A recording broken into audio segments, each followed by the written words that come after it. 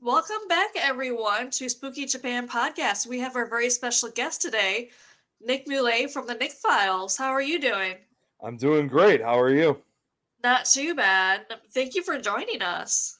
It's my absolute pleasure. It's especially a show like this. I seriously am very honored for it. Despite the fact I've been on two other shows prior to this today, but this one is definitely, is certainly a special one. So I appreciate you inviting me on.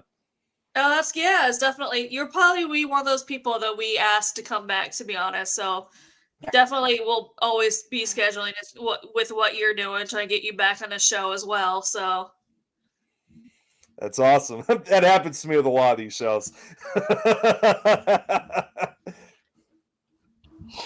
Trying to keep a straight face, okay? Hey, Lauren. I see Lauren's watching. So what got you started into the paranormal? So it actually started. I always usually say a lot of times that it started at age 12, but honestly, it has its origins even before that. How it all got started for me was growing up in the 90s, of course. In spite of how young I was back then, I was exposed to the X Files, which at that time that it was relatively brand new and still very popular. But not only was that the earliest introduction of the paranormal to me, but it was also the earliest introduction into the horror genre. Because also, and Irene will tell you, I'm a huge fan of horror movies too, which is Oh, another yeah. one of the other podcasts I do, Fear Fans. Yeah. But it kind of fast forwarding. I always do it this way, when it comes to getting involved. Fast forwarding a couple years into the early 2000s was when I ended up seeing my first paranormal show. Now, I didn't believe it at first, because to us it was just our typical show that we watched around Halloween, and that was the show Scariest Places on Earth. And Yeah. if you remember that one, and alongside another horror series, which again introduced me, and this was on Nickelodeon, was the show Are You Afraid of the Dark? I So remember that show so well. It's funny because it was that show and Goosebumps was the same time as like My Little Pony and them, and yeah, all my friends be watching My Little Pony, but me, that's the one I was watching. And I was like, I'd rather watch this. well, and it ran alongside the same time as the X Files did. I mean, it was Yeah. '90s, man. We had some awesome shows then. So, but yeah, I That's mean, what it we're was saying is that we need to bring back some of the '90s shows. Oh yeah, yeah. really. I mean, Don of the show House of Fear Fans just showed me an episode of one of the older episodes of Are You Afraid of the Dark? So brought back a lot of good memories. But yeah, that that introduced it. But yeah, those kind of shows at that time was when we only watched around Halloween. But now fast forwarding, when it really started, it started for me at age 12 in 2005. At this point, I was already, again, like I said, watching a lot of horror films. And one Friday night, I just happened to be, see, unlike most people where they have, most people will tell you when they get into it's because they had an experience when they were young themselves. This case for me, though, it was curiosity that brought me into it, because this Friday night in 2005, I just happened to be scrolling through the channels, and all of a sudden, I happened onto the Travel Channel. And this was back when they used to have only paranormal shows on Friday nights, not like what they have every day now. And Yeah. and short time series, not these like crazy series that have been on for these last few years. But I came across this series that's called Most Haunted, and I thought, I wonder what that is. That sounds interesting. So I sat down, just watched it, and before I knew it, it was like I was hooked on the series. And then when they had other paranormal series and documentaries I would play, on these Friday nights, it just drew me in like a magnet almost. And next thing you know, I always had to kind of go through this ritual. I needed to see these different shows. And before you know it, 2 years later, by age 14, I was on my first investigation, although they were part-time investigations. They only lasted for just a few minutes. And at 14 years old, and also a freshman in high school in 2007, I actually founded a paranormal club at my school. And here's the cool thing: that club is still running today. Almost, Nice. yeah, it's still running almost 20 years later. So, and I've heard it's been a lot of great success. apparently they still been keeping an eye on me because they said I become a well-known investigator. So they've been watching me ever since. Nice. But I guess really to kind of add more to the chapter was it really wasn't until again what really got to where I am today was again fast forwarding a few years later. And Irene, I know you've heard this story a lot of times, but what really I guess the best way I can say what really got me up to the top rank was when I was 17 years old. I had the opportunity to investigate Waverly Hills Sanatorium, and what better way to have your full night investigation, have your debut of a full night investigation than a place like Waverly. And Definitely, that's on my bucket list. that place does not disappoint at all. And I don't know what it was about Waverly that night when we went back in 2010. It was almost like as if the stage was set. It was like there was so much activity. It was like the building and the spirits knew that I want, because I said for months before that I was already getting, yes, I did a few investigations at, a few years prior. I watched a lot of the TV shows. I did a lot of my studies and I learned a lot of it. And I was starting to become a believer. But in order for me to become a full believer, I needed to have my own personal experience, like see a full body apparition. I already told myself there's no guarantee, of course, that's going to happen, snap of a finger. But Waverly, again, it's like the building knew what I was looking for. And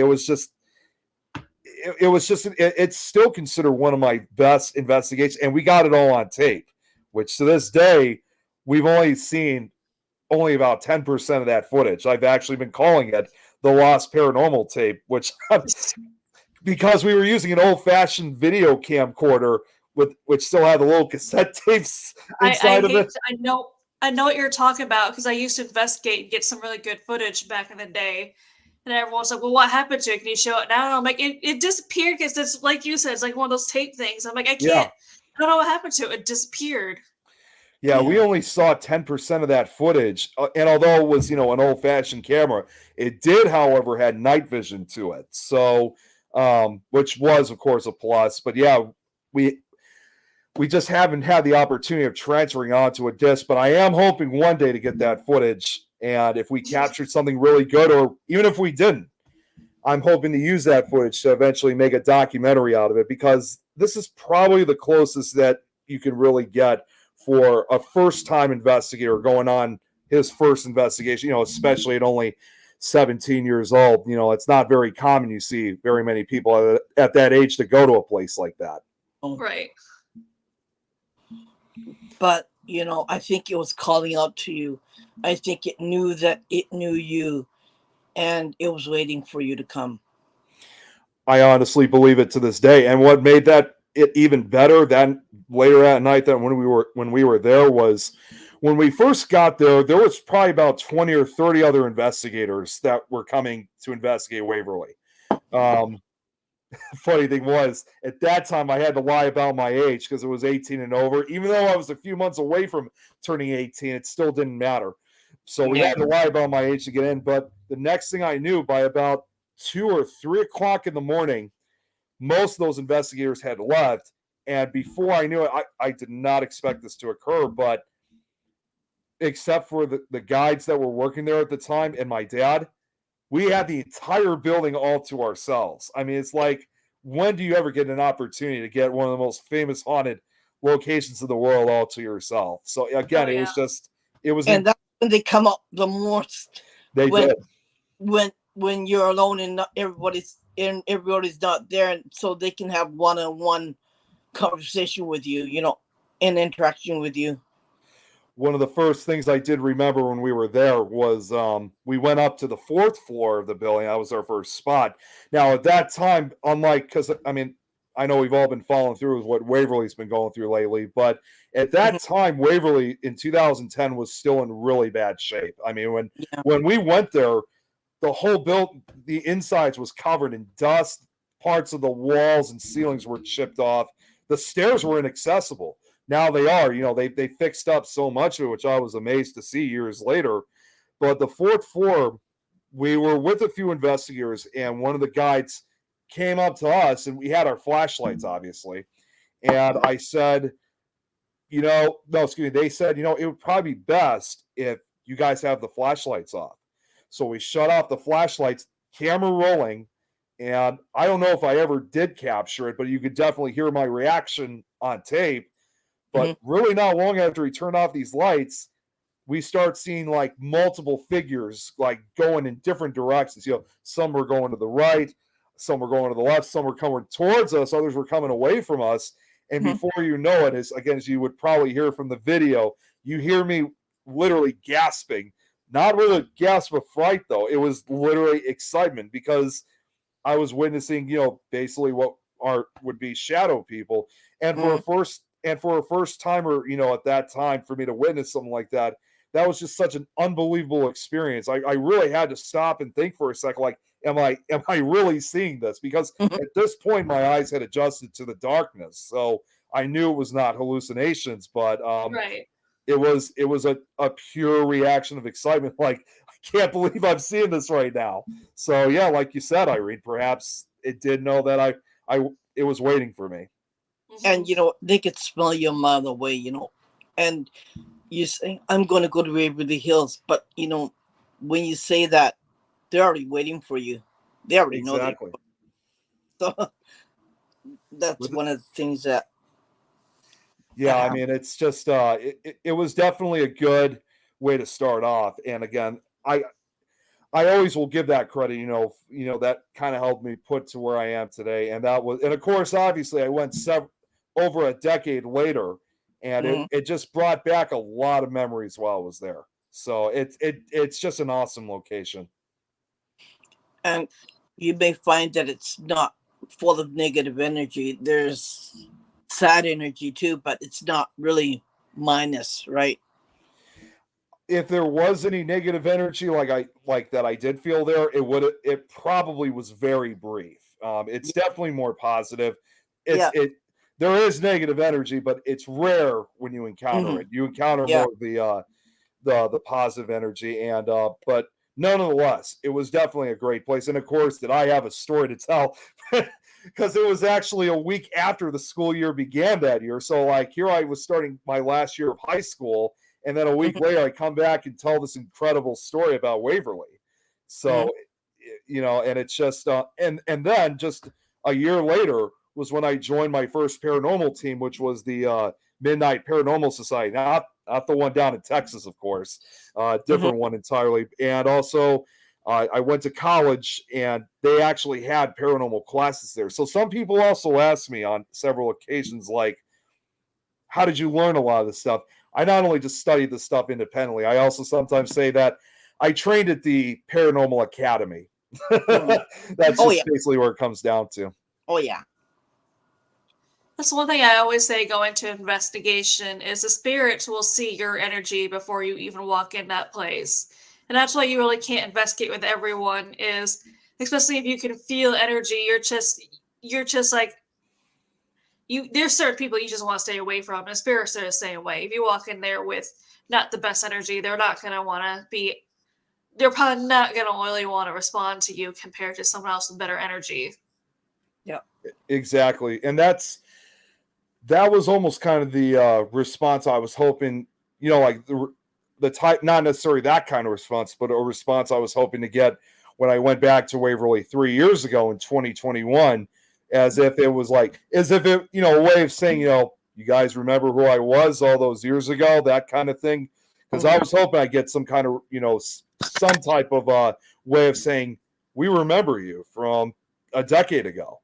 So I don't know if I ever truly got that response, but we still definitely had a number of things that went on there. So it's just an amazing place.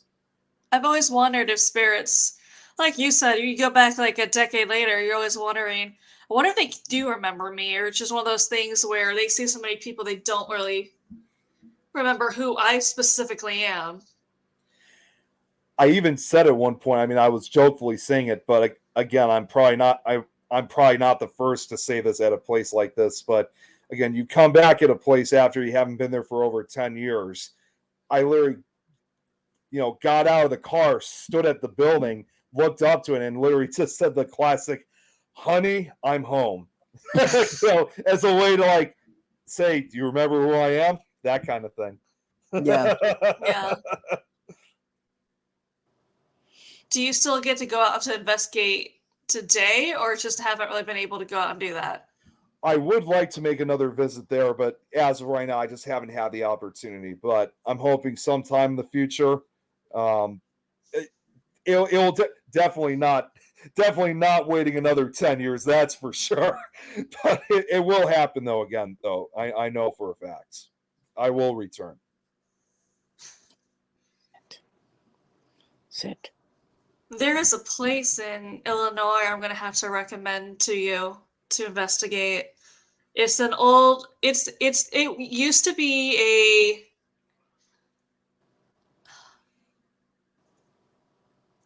It was a lodge. What? I'm trying to think of the name of the group of people. I think I know which place you're talking about. It's not Willow Creek Farm, is it? No, this place is newer. This guy, and I kind of found him. This guy, he's been trying to get people to go there to investigate, and it's super haunted because it's brand new. He doesn't really know how to advertise. Like, he doesn't get a lot of people out there. Trying to think exactly which place that could be, because I know there's a few other lodges like that throughout the state. I mean, it could literally be any one of them, but I think I have sort of an idea. I just don't know exactly which one it is. Oh, this one's newer. Not a lot of people have heard of it yet. I finally got. He had one guy go out there who was a TikToker, who did a lot of locations. He said it was the most haunted location he's been to. So then finally, I was able. It's a Masonic lodge. Oh, is that the Historic one in? Brooks, Is that the one in Indiana? Actually, I think it's in Brookston. Brookston. Yes, that's what Yeah, I'm talking about. I was just there 2 weeks ago. Really? Yeah, I was. We got Yeah, I've been a. recommending that to people because until I met him and started to recommend him, he had like one guy go out there. Finally, I got some more people go out there, and they kind of start spreading the word. Like, yeah, this place is, from what they've told me. They told me it's extremely haunted. Yeah, we had the opportunity to go, like I said, about 2 weeks ago, and we are making a second visit there at the beginning of May. So we are going Okay. back. I'll actually give you an example. I'll even give you guys a great description of what it was like when we were there, or exactly when. If you guys remember those cute pictures I took with that cat that was on my lap, that was right outside the Masonic Lodge. Because a lot of people take a picture of that cat and they call it the paranormal cat of that location.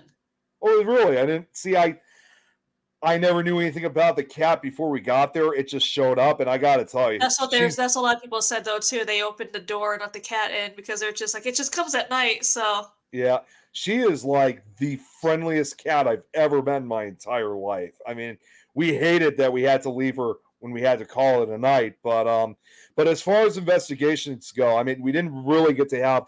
I mean, I know Jeremy and his crew was able to investigate for a period of time. For us, we ended up showing a little bit later than expected. But we did what do they call that? Oh my god, it's like right in front of me. The spirit box where you have the eye mask over you. You know what I'm talking. You guys know what I'm talking about? yeah. I can't believe I can't even remember it's a type of method. I can't believe I can't remember the name. Method? The Estes method. That's I was correct. like, is Yeah, that what that's it it. is? Estes? That's what Yeah. it is. Like Yeah, well, for starters, this was my first time doing the Estes method, but we did something a little different compared to like how most people do it. Instead of having the eye mask and have headphones over, this time we still had the headphones. We didn't wear the eye mask, but this time what we did was we had two different, myself and someone else doing Estes method in two different separate rooms, doing it simultaneously to see if we can get like any different types of responses. And the responses we got from my side and the other person's side, some of them were equally similar, but there were others that were quite different. So it was that was an interesting response. I'm glad people are starting to go out there, though. That's definitely from what I've heard and what people have shown me evidence-wise. It's definitely a good location to go and investigate. So I'm glad that's starting to get out there now too about that location. Because someone showed me, and it was one of the guys' voice where they had clearly, and it was they clearly had it, and the team member said, "Do you want me to continue playing music?" And they heard him clearly say, "No, shut the F up, you B." Wow. Jeez. Like, it was audible as a whole sentence, and they showed it to me like, yeah, we got this whole clear sentence from him. That is insane. We definitely didn't get anything like that. Although, well, we didn't get like a full sentence like that, but there were times that at one point when we went downstairs to the basement of the Masonic Lodge, for a while we didn't really get many responses. But then we realized there might have been a good reason why we weren't getting very many responses, or whether it was from a spirit box or if it was from any type of sounds or anything. It was because, and it's not surprising, it was because we had a woman with us. And as we all know, when it comes to Masonic lodges, in their operating times, women are not allowed to be part of the Freemasons. So it was very likely that we actually might have pissed them off that we were allowing a woman into the basement. But she made the decision herself of going back upstairs to the safe room, as we always call it, where all our stuff's at. So she went upstairs, and we got a few responses. And just recently, I got a photograph from one of the crew members that they got a picture of what, of course, we can't say for sure, but it did look like that. There was a black shadow figure that was standing next to her, not close, but kind of just a few inches away from her right shoulder. So it was obvious that something was down there with us. The reason why I'm also interested in location for people to go out there is the owner said that there is a male spirit there that seems to be, they call him the main guy because he seems to be like the boss of everyone, like all the spirits in there. Where if that spirit tells someone you can't talk to him or you can't talk at all, or now you can talk, and I'm just like, I want to know who or what that is to have that much authority over all the other spirits at that location that everyone listens to him. That's who I'm mostly interested in. I'm like, how do you have this much authority? Exactly, and it's very likely that could have been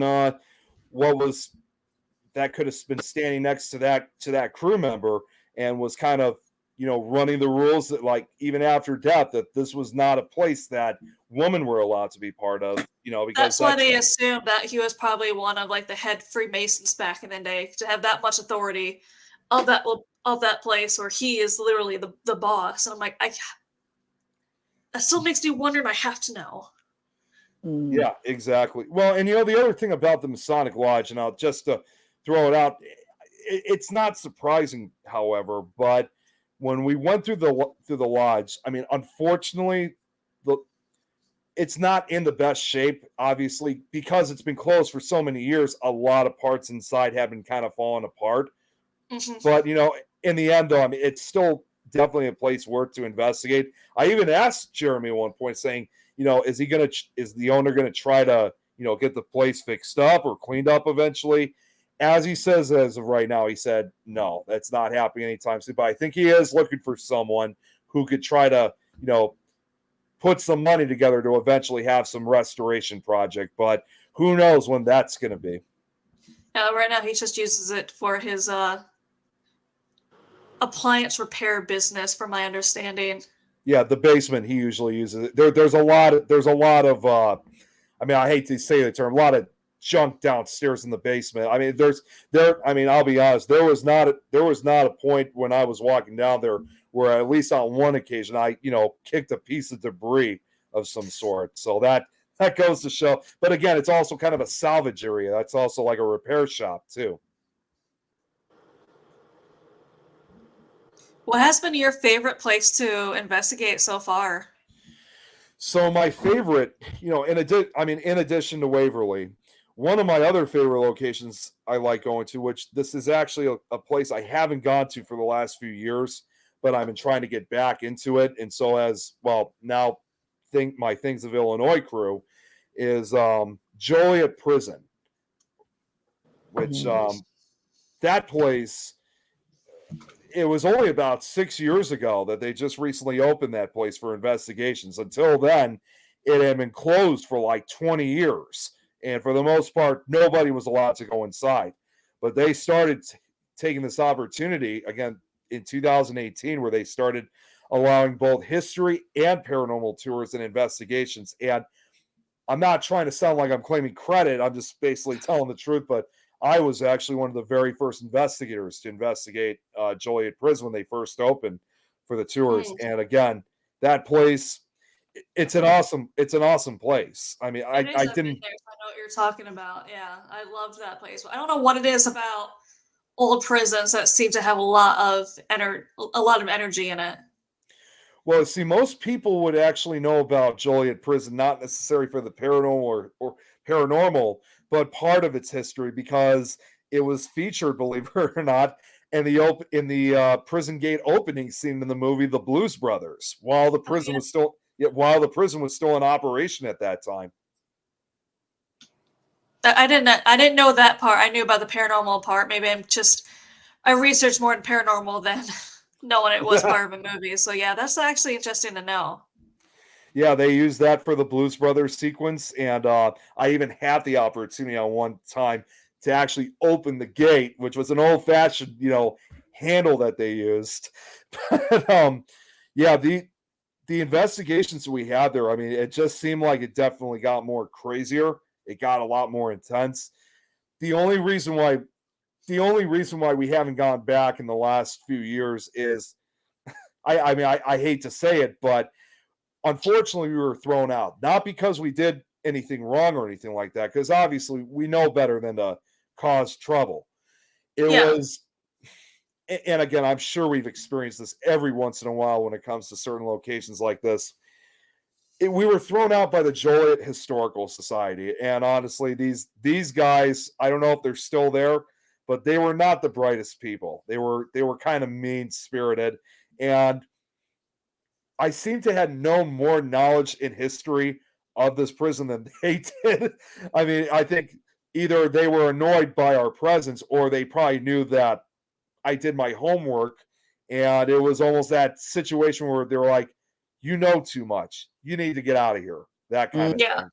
So it was unfortunate because when I was telling a lot of the history of of the history of Joliet Prison, a lot of people were fascinated by it. If not, I honestly believe, and again, I'm not trying to say this for like fame or anything like that, but if not for me telling a lot of the stuff and basically helping these historical people out, I mean society out, they Yeah. probably wouldn't really get as many visitors to the prison. Yeah. It's always interesting. It takes some people will struggle, but it takes like the one good team out there, and then that's when the place starts getting more busy to book up for investigations.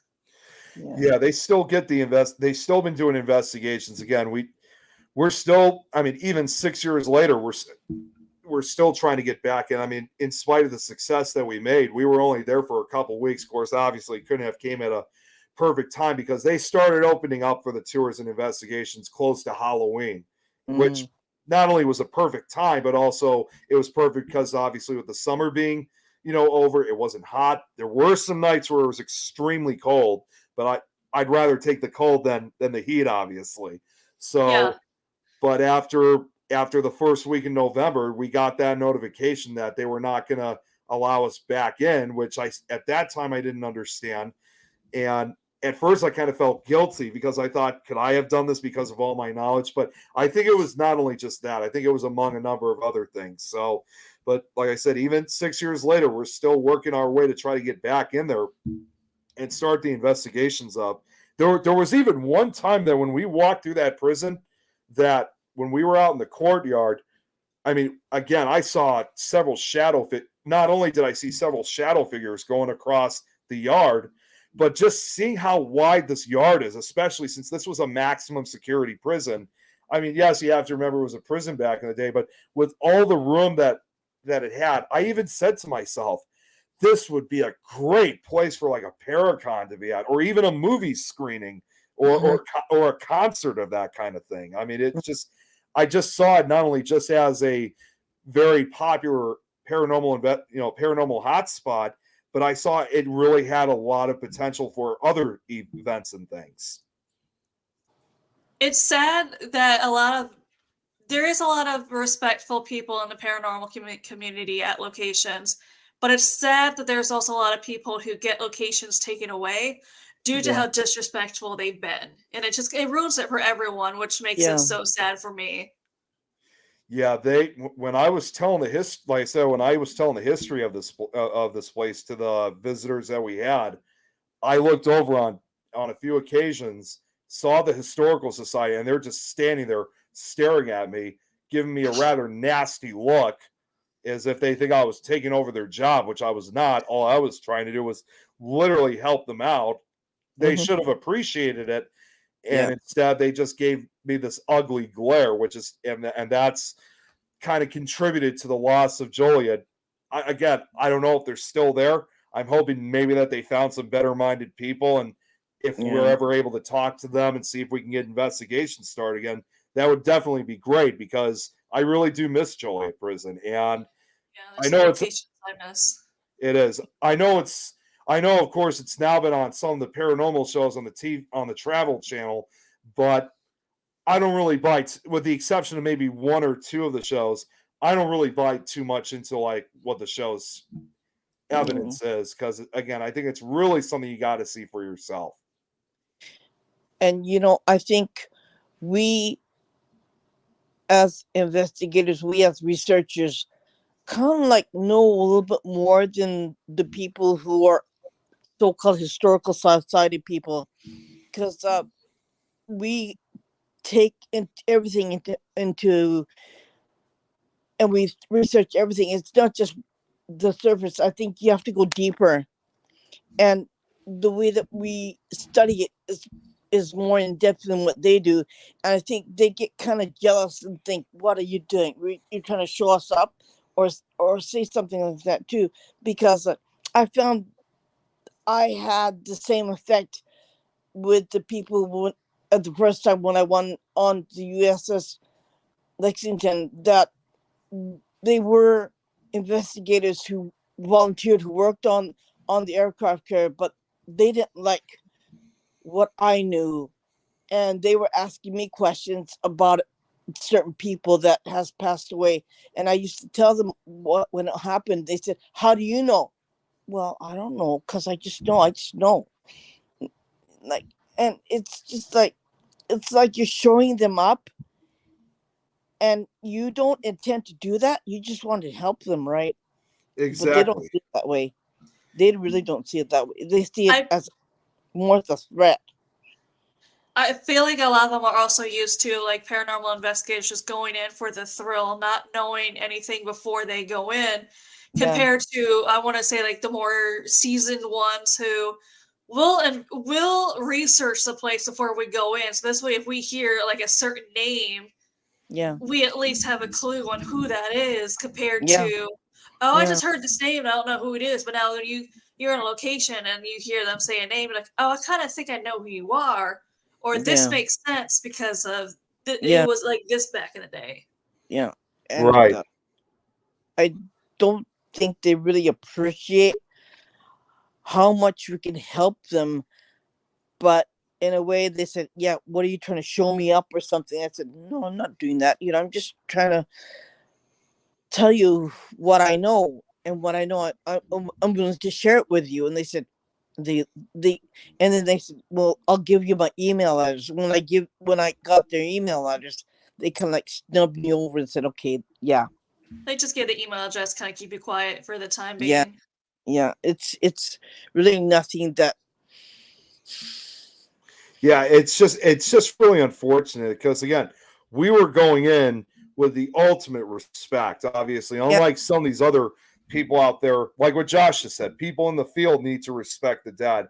because there's Exactly. many others out there. And I know I'm not the first to say this, and I know we're Yeah. all very familiar with it, but you got people out there in the field that are doing this obviously for the fame, or saying, hey, check this out, I'm at this place, that kind of Yeah. thing. Yeah. And for me, that's not what it was all about. I was not there for that at all. It was, I mean, yes, it was definitely a thrill for the first time, but even then, I was still going in with the most ultimate respect of this place, especially, after 20 years that this building had been abandoned, because the prison originally, I'll just say this, originally operated from 1858 up until 2002. It was originally meant to close down decades earlier, because we have Statesville Prison, which is, although it is a historic prison, it's still in operation. That's one of our maximum security prisons here in the state of Illinois. And Statesville was designed to replace Joliet Prison, because Joliet was a smaller prison. But for some reason whatsoever, that plan didn't go through like they were like they were originally planning to. Now, Statesville is now almost a 100-year-old prison. It was built in 1925, so it probably would have replaced Joliet 100 years earlier. So do the math, obviously, of how long Joliet Prison would have been closed. But for some reason, it just never closed down as originally scheduled, and it continued on for many decades until it eventually closed in 2002. And up until the tours, it was closed and just remained basically rotting to the present day. I find that what I do is almost like a storyteller, to answer questions, to find out why, who, where, when, and everything else like that. And I think that it's not just investigating, it's not just finding spirits, it's more like telling their story. Right. And they have, like, history books can only do so much, okay?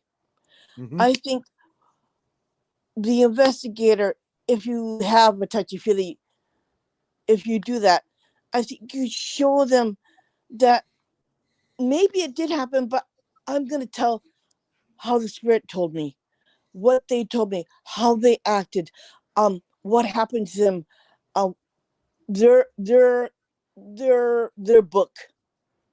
And I think that's very important, to have people find out, this is what happened to me, this is what happened, this is what happened to me, this is how I died, and this is my life. And to show that part is really what it's all about, more than finding spooks in a building. I don't know. That's correct. And to give them a name, to give them an age, to give them the figure, a person, because they were people, right? Not just a thing, not just a cloud of dust or something. To give them a name, and to give them a person, to show them this is who they were, this is what they did, and this is what happened to them. I think that gives them more of a reach out to say, okay, I'll be more at peace because of that, because you did that for me. And I think that's important. Well, and if you look at a place like Joliet Prison, I mean, obviously, in its days, it operated as a maximum security prison. It was, yes, we all have to remember, what these guys were originally in for, because committing crimes or whatever. But I'm sure there were certain inmates that who showed remorse, regret for what they did, and it probably was not, even in the afterlife, they're still trapped there. They're still serving their sentences, and they, as a result, they don't really get visitors. So, like, as understandably, they see people like us walk in, from, even if if we're in the living world and they're on the other side, it's definitely a blessing for them, because when was the last time that they really had a visitor, especially, 20, before 2002. And there's a story I even remember from that prison, that because this prison being built in the 1850s, no surprise, it was comprised of limestone. And the story goes, when they originally built that prison, a lot of the inmates a lot of the prison, like many of them back in the day, were made with prison labor. But as rough as that may have seemed for the inmates, that was actually the greatest thing ever, because before that, they were serving their sentence down in the very first state prison here in Illinois, which is the Alton State Prison, which is part of Alton, Illinois, one of the most haunted small towns in America. All there's left today is just a corner piece of it. The rest of the prison is gone, sadly. But when that prison was in operation, the conditions were just absolutely terrible. They had to go through really rough conditions. There was supposedly torture that was going on, inhumane things, and the Department of Corrections, if it was called that back then, came up to a lot of these inmates and said, "How'd you guys? You guys still need to serve your sentence, but how did, at the very least, you guys would like to leave this place, because we've heard about what's going on with you. But under the condition, if you could help build us another prison." So they transferred a lot of those inmates from Southern Illinois back up to Northern Illinois, and they didn't care if they had to work in the coldest or hottest days of the year, if they had to work to exhaustion. All they cared about was wanting to get out of this place, because it was just so bad there, and building a prison to them, that meant more than anything, because most importantly too, they got to be outside, which was something they probably never had that opportunity. So that prison is, just the work. It really goes down to all of the work that was done in this prison, and that's what I think really creates a lot of that particular energy at Joliet Prison. And I think it goes to the fact for any place that is haunted, that they have a story to be told, and it's up to us to be responsible to bring that story out and to tell everybody what happened and to tell their lives. It doesn't matter if it's prison, it doesn't matter if it's a hospital, it doesn't matter where it is, it doesn't matter if it's a house or a building. It's the same thing. Like, we respect all dead, okay? I don't care what you think about it, but you have to respect all dead, and you have to. There is good or bad, right? Good or bad. It's always a story for them, for them to tell, and I think they're willing to tell you if it's the right timing and the right environment. They're willing to tell you if you're willing to listen. Exactly, it really is. And No, go ahead. I'm sorry. Go ahead. no, it's okay. Go ahead. And and just show them some kind of respect. It doesn't matter. Just show them some kind of respect, and say, yeah, you're a jailbird. Yeah, you can go blank yourself. No, we don't do that. We don't do that here. This is not what we do. And that's it. And if you do that, you should be in this kind of business. Period. Exactly, because and think about it too. I mean, especially when it comes to like a lot of these, not just Joliet Prison, but a lot of these haunted prisons. Again, imagine what these guys really went through in later life. Even if they were still bad people in the end, just the lifestyle that they had to live, knowing that they were, never going to see the light of day again. That prison was their home, and they weren't going to have any. Their freedom was taken away. So as a result of that, even if these were not the best people, you still got to show that respect. In fact, I actually wanted to say I know there's that. I did this on the other show I was on. Okay. I also put this on my page. I know there's that special feature on StreamYard. You can have it broadcast on your own Facebook page. And I got a few viewers here. One of them's Robert White, actually, and he just I'm not sure why they don't show the comments are not showing up. But he says from my side that it might give them closure with their tale told. Exactly. And you got to remember, back when, if somebody said, "Yeah, he's a rotten jerk," they went as far as believing that other guy without any evidence, right? Right. You could be labeled even though you were just there at the wrong place at the wrong time. It doesn't mean that you did something bad. It doesn't mean that you're a criminal. they just labeled you as that and threw you in jail, or else you'll be killed, or else you'd be forced to have the electric chair. It doesn't matter. And Exactly. they didn't really care about evidence or anything like that, right? It's And like that's the you way. were just there, and to them, they just saw you as, I'm trying not to use the right and bad words, but it's like they just saw you like you were a piece of trash, and they just threw you away. Yeah. Yeah. So I mean, how many of them who died who were really innocent, right? How many of them were thrown in there because somebody lied or something like Right. that? And that back when that was normal, right? Right. Well, and think about it too. This is also something else you got to think about. You kind of also can't help but wonder how old were a lot of these guys, because back then they didn't really have like what we have now, where you have juvenile hall, or you have the adult prisons. It didn't really matter Right. how old you were. You were thrown in to a Mhm. maximum security prison. You could be as young as 10 years old. They really didn't have a number at that time. No. If they thought or suspected that you did something, whether the evidence was clear or not, it wouldn't Mhm. matter. You'd be thrown in with like 300 other inmates that may have actually done crimes and were Yeah. probably even worse, at the top of the Yeah. food chain. And Yeah. here you got these poor kids that were suffering. And it was like kangaroo court. Actually, that's what it Exactly. was. You It know, was. and sometimes I just think, Well, there was like, actually a story I remember from Joy, and this we had a medium with us, uh, and this medium again. I know people have different views on them, mm, but this one that I was working with, just the way how she described everything, it really made a lot of sense. yeah, She said at one point that she felt, obviously the presence of an inmate, but she claimed that whoever this inmate was wrongfully in prison. He yeah, wasn't he wasn't supposed to be there. And so a few days later, I decided to do some historical research on it, and if I'm correct, this might have been the same person that I found.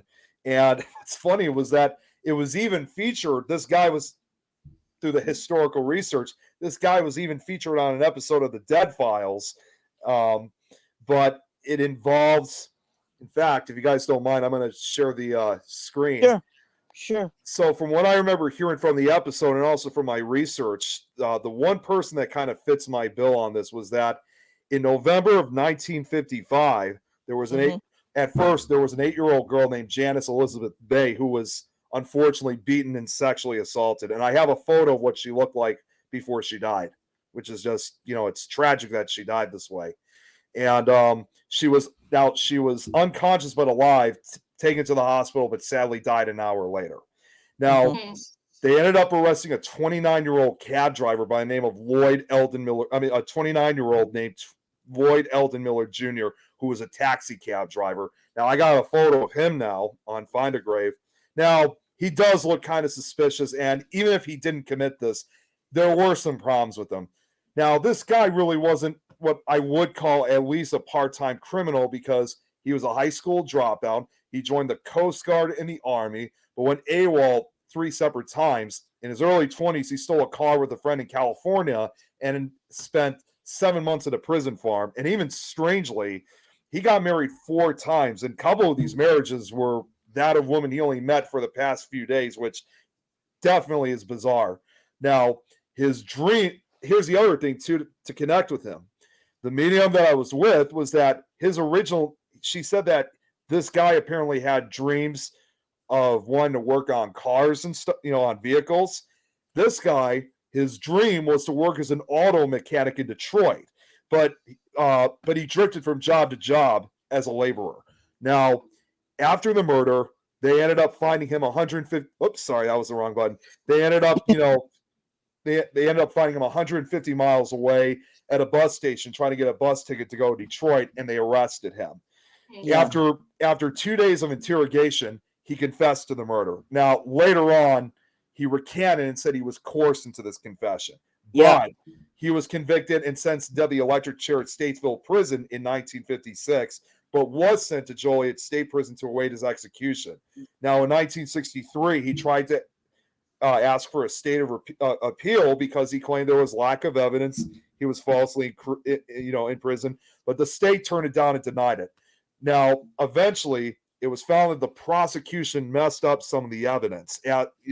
Some of the evidence. In 1967, the Supreme Court stepped in and overturned the conviction. As a result, he's a free man. And then a few years later, in 1971, all charges of the murder against him were dropped. He wound up moving to Mexico, got married a fifth time, and became a minister for several years, and even actually wrote a book about his experiences that occurred there in 1994. But he eventually moved back to the States and died in 2013 at the age of 86. And when I related that information to the medium, she said, that's probably most likely our guy. But yeah, unfortunately for this poor kid, though, Janice May, to this day, it's still an unsolved murder. No one's ever been charged with it. She's telling me that I didn't do this crime. It was somebody else. He's telling me that right now. And she's coming in and she's telling me that was a different guy who killed me. She's telling me that it was he had blonde hair. He had medium height. And he was kind of like a scrawny guy. That's what she's telling me right now. That could be very likely because, like I said, I mean, I did check too, like if cops back then ever looked into this case, saw anyone else, but like I said, not as far as we can tell. So to this day, it's still an open case. Yeah. And it's really interesting because the only way you're going to find out is from talking to her. Yeah. I think we probably brought closure to Lloyd Eldon Miller Jr., because if this was the guy that the medium was describing about, I think we finally got the word out that he didn't commit this murder. Yes, he did kind of have a rough past before then, with all the other things, but that doesn't necessarily mean that, he was directly involved with this murder. Criminal, that he really did anything. I think he was in the wrong place.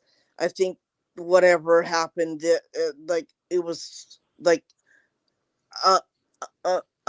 probably something that he probably looked like the other guy or whatever, but it was totally different. This guy's totally different than him, and I know it because I could see it. And she's telling me, no, he's totally different. This guy was a little bit more. This guy was creepier, and he had beady eyes. She's saying to me right now. So yeah.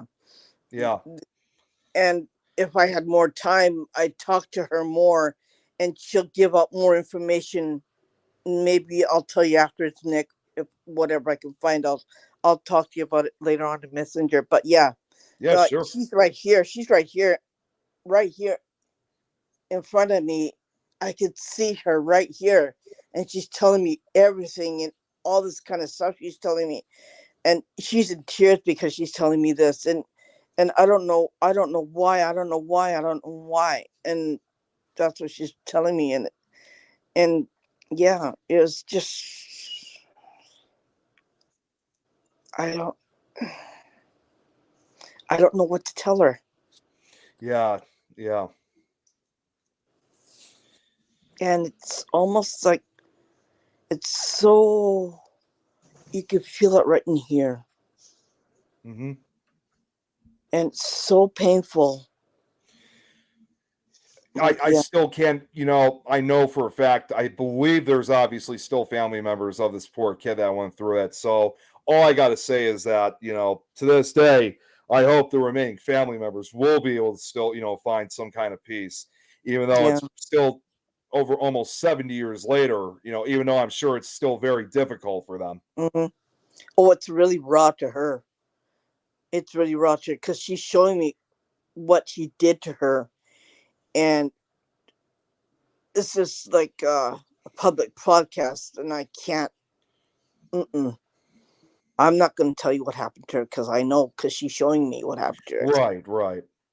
And I'm not going to say anything right here because it would be like PG, right? Yeah. Yeah. Well, nonetheless, though, I mean, I think we definitely had found some, and I would tell that story. I mean, the story on numerous occasions at the prison because I felt like it needed to be told. And Mhm. like I said, I think that was just one of those stories that apparently the Joliet Historical Society didn't know Yeah. about and didn't like that I was telling them. So again, all I was just doing was passing that information, and that was it. And even though we got thrown out of Joliet prison for it, I still do this type of research to this Yeah. day with other with other locations. And I think we have to talk, we have to tell the truth, and we have to make sure that yes, this is what happened to you. Yes, I'm going to make sure that everyone knows, and yes, we're going to put a closure for you, right? Exactly. Exactly. And you know that's what I get a lot of these spirits come to me and telling me things, and I go, yeah, but I don't know how to even begin to find out where and what and how what happened, right? So Right. it's almost like putting together a jigsaw puzzle, because you get pieces here and pieces there, and it's really difficult. Hmm. I'm sitting here, I'm rattling my brain. I go, yeah, but I'm gonna need more information than that. Yeah. Oh, it's a Yeah, lot. It's really a lot.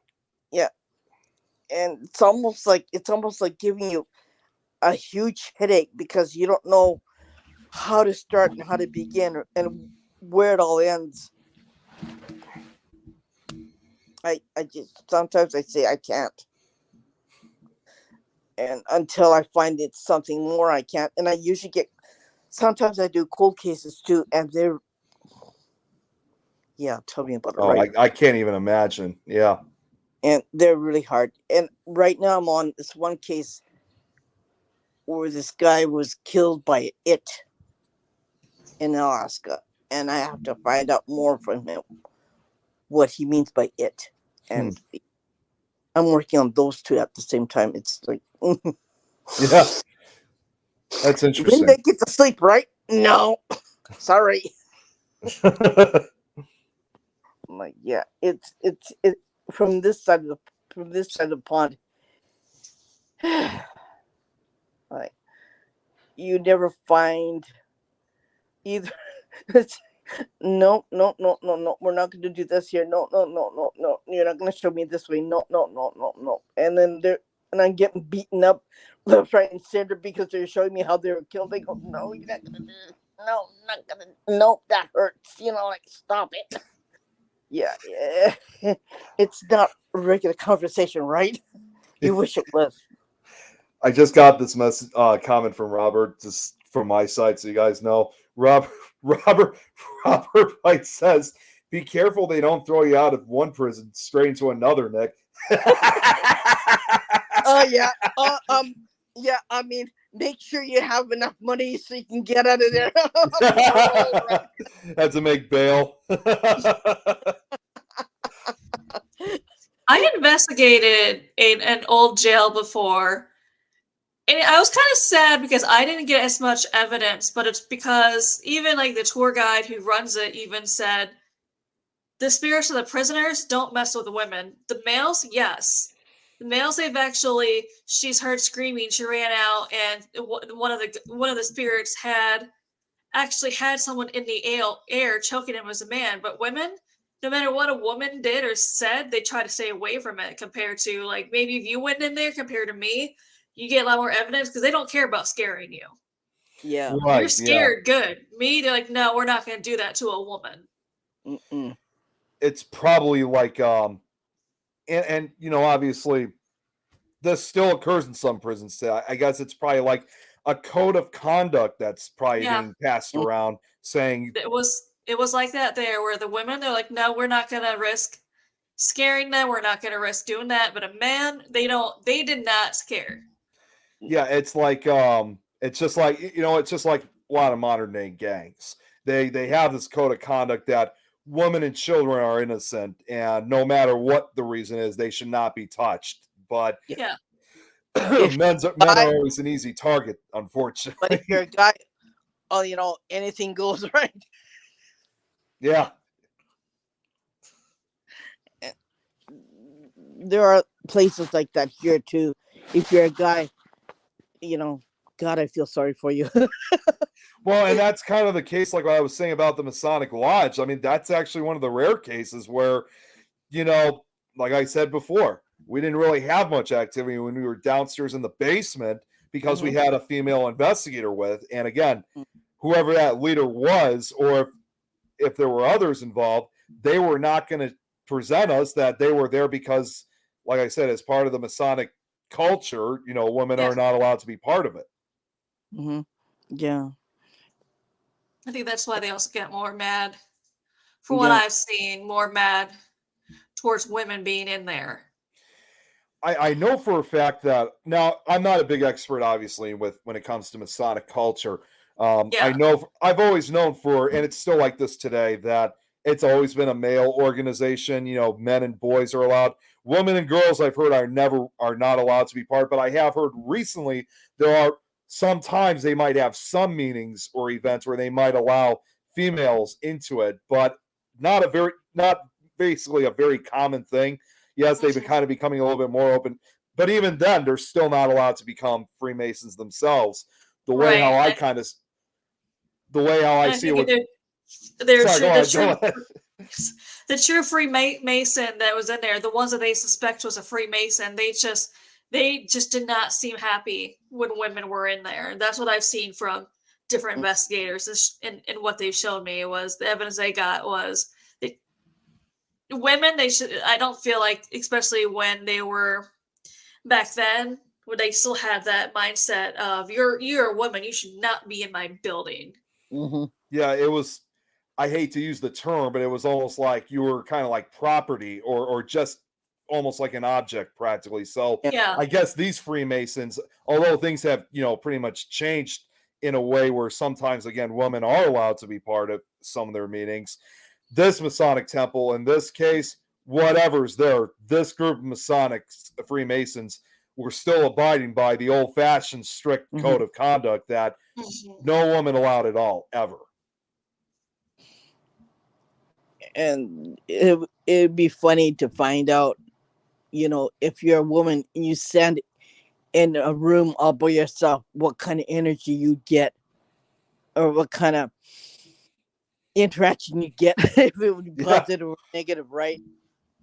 That'd be cool to find out. What's It'd be different compared to if let's say Nick and I investigated. I Yeah. sat there by myself in a room. Then Nick sat in the room. Definitely, I think with him being a male, he'd get different interaction from the same spirit. They more likely they would just let me. We're like what I've seen with women. They kind of let them know, I don't want you here. Yeah. Yeah. Well, and there that was, like I said, I think that's what really may have happened that night with the Masonic Lodge. It really would explain why it was so quiet downstairs, and then when she left, that's when the activity started Yeah. acting up because the rest of us were men. So Yeah. they were obviously a lot more comfortable when it was just the guys downstairs in the basement. Yeah. I think that's a lot about other places too, where men would have more interaction than females would, and that a lot of places like here you'd find a lot more men would get, they'd pass, but then in other places they get more attacked. It, Yeah. you know, depending on where you are.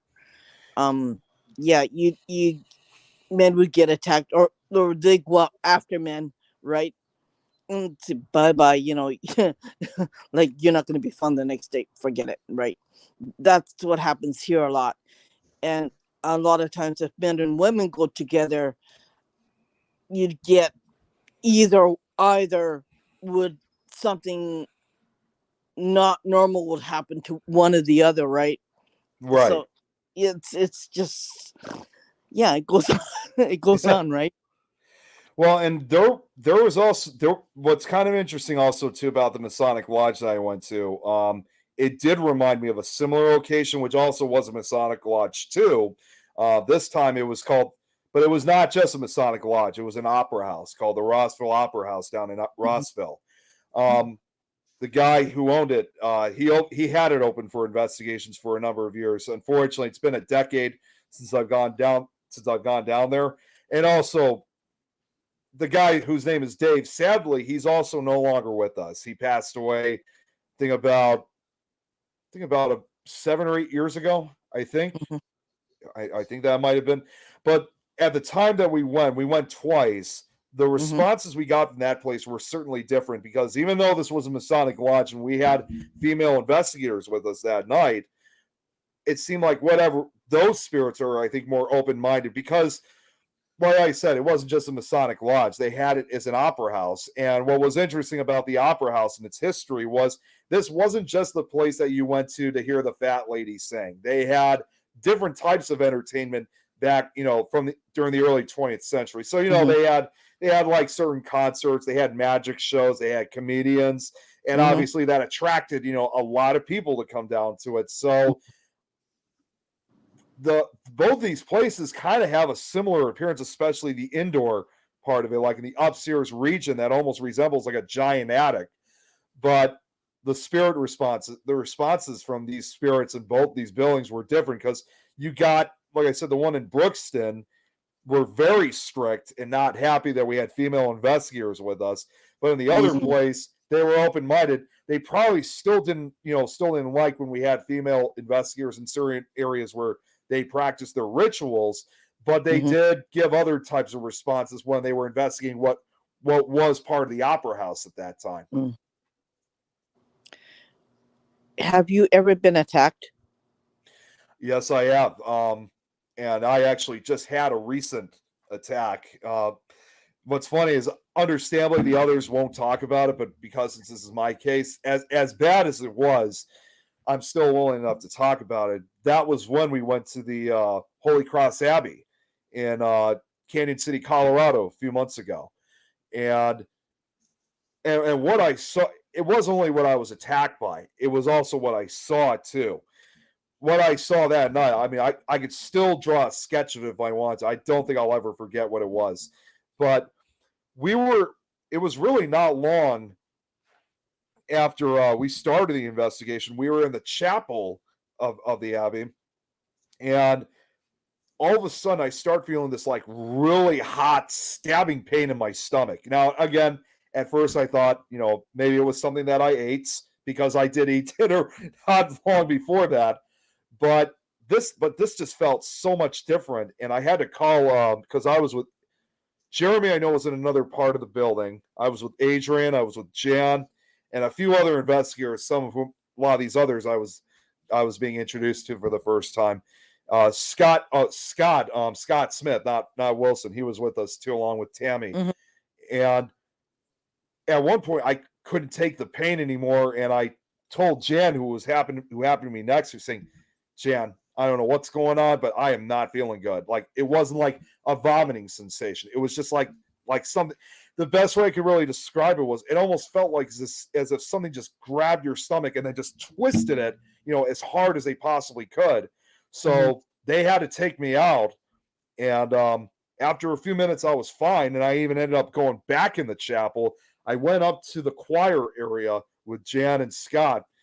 Everything was fine at that point. Although at one point when I turned, very briefly, I thought I saw a floating mist, which was kind of more out of the corner of my eye area.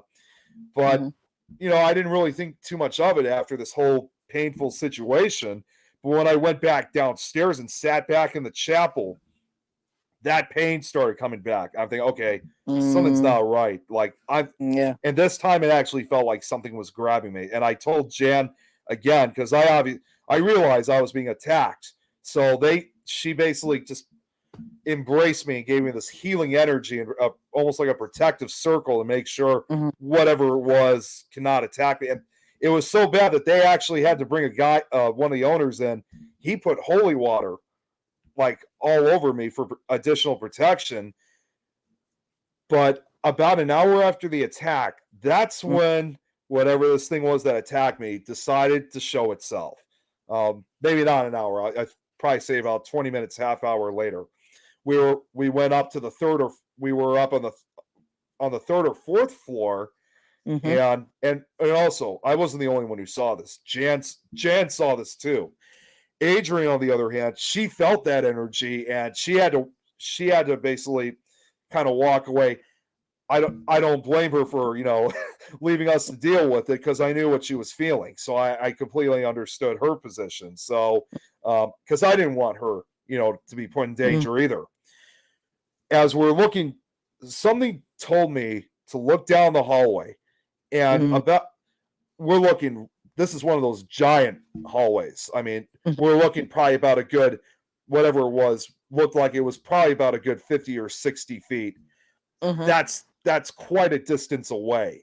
But no, like when you see something, like from afar, it looks smaller, and if it's like closer to you, it's larger. This it didn't change the size. Like I said, 50, 60 feet, that's quite a distance away. But what I saw was I saw this huge, dark, humanoid shaped creature standing at the end of the hallway. Like I said, the figure looked humanoid, but it was clearly not a human being. It had to have been well over 8.5, 9 feet tall. I mean, this thing was huge, and its body was incredibly emaciated, almost like it hadn't eaten in some time. Just these very long arms, very long legs that were long and spindly like that of a spider's. Its head, I mean, it was completely black, so no facial features or anything, but I could see the head was kind of oval shaped, so it obviously told me its head was completely bald. But the one thing that really disturbed me the most was its long fingers. It had these huge, basically like talons, and even though I couldn't see its face, I could tell this thing was watching me. It just stood there, it looked at me, and then it turned its head over to Jan, and then it looked back at me. And before I knew it, all of a sudden, this thing, it disappeared. It was gone. And I don't know if I'd rather say that I was actually scared of what I saw, but I was absolutely in shock that, I couldn't believe what I was seeing. And what I believe what I have seen today, and I'm sure you guys have heard of this, is a creature that is known as the I don't know if you guys have ever heard of the rake before. Yes.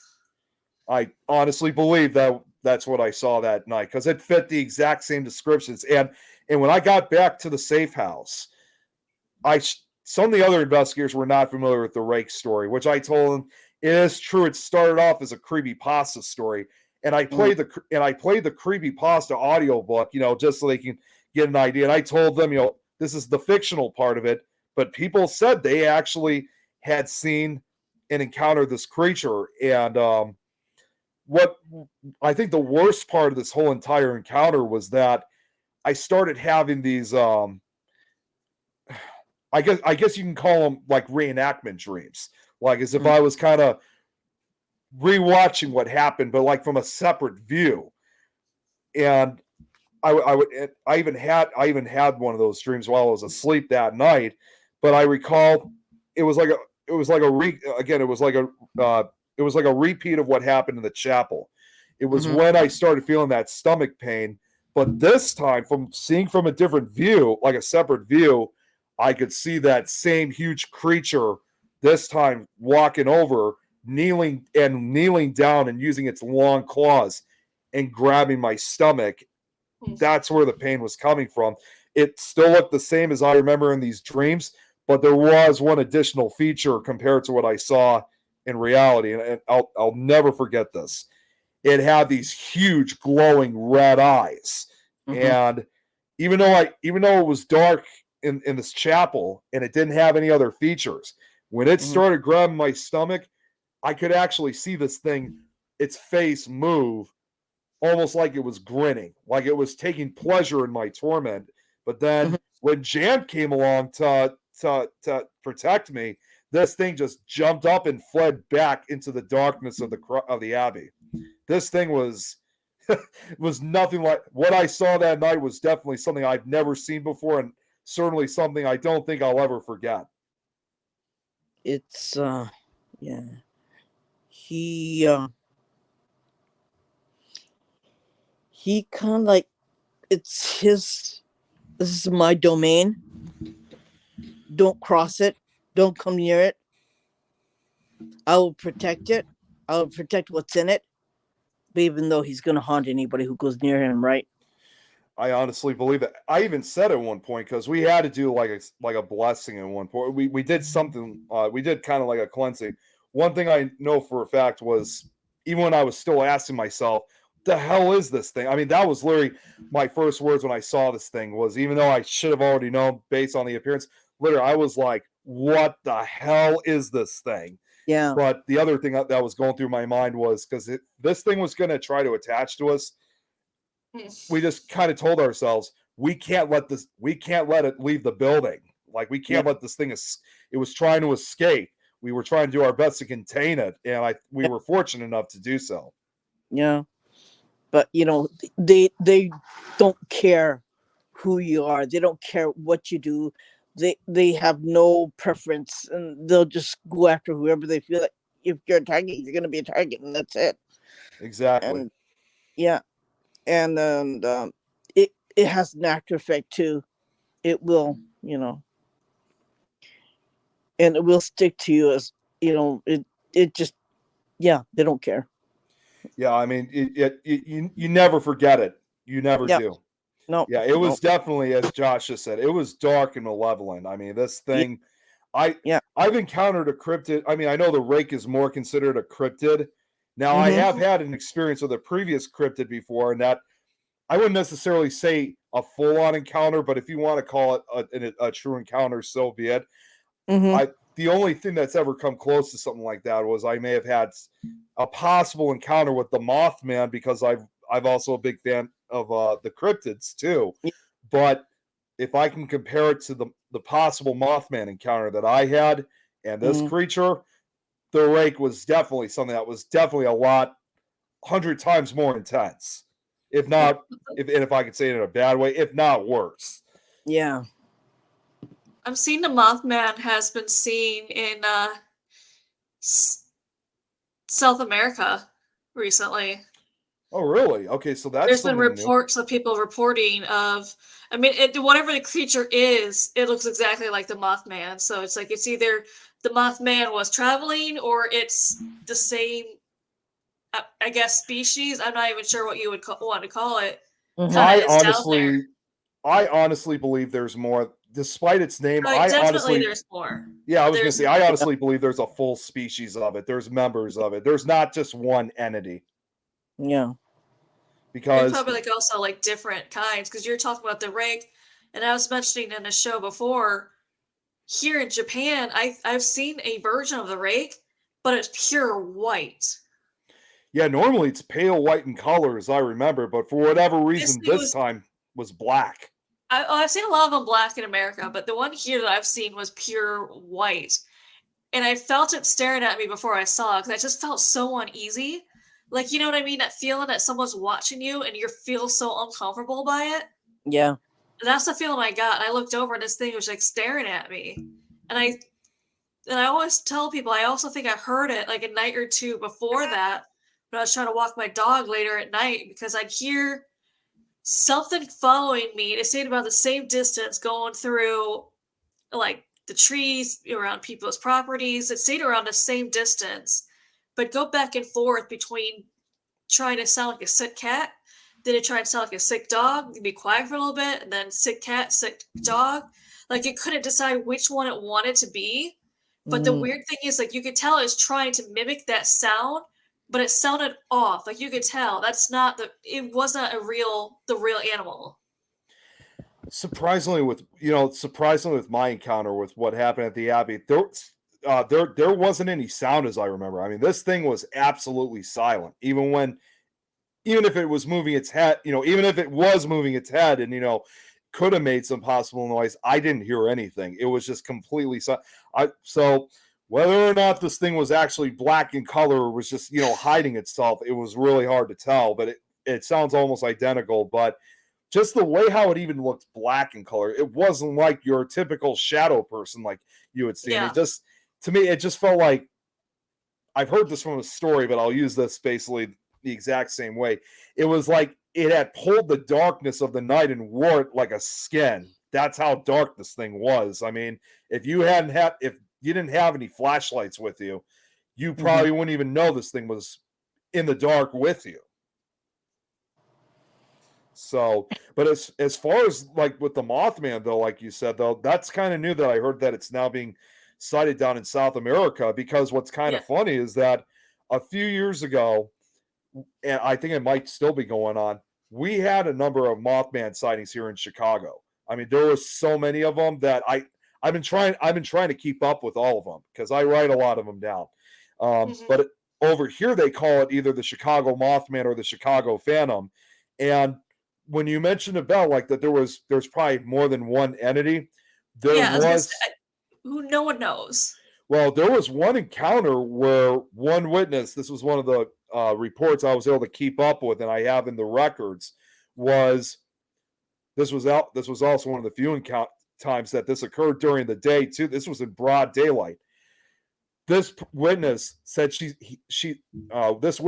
saw two creatures, two Mothmen flying around, and the way how they were kind of flying, it was odd.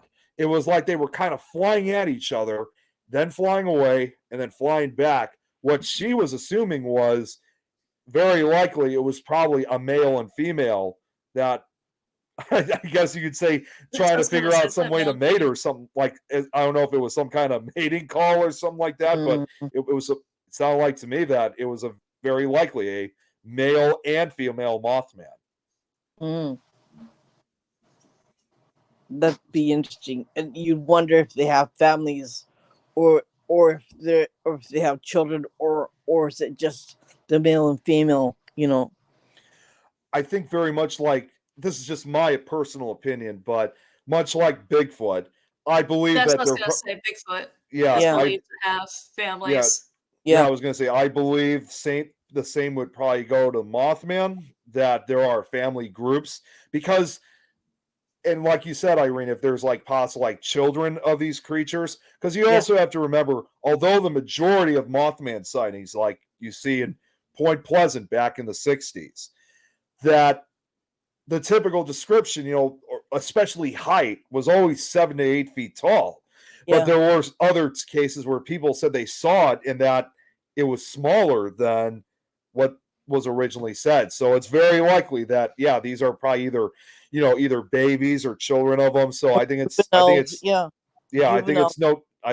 different. Yeah. Well, and it's even believed too, because there's actually a similar cryptid out there. Again, I'm sure you guys know this one, called the Owlman of Cornwall, England, and very similar description. And they even said if it's possible that both the Mothman and the Owlman are the same type of creature, because they have almost the exact same description.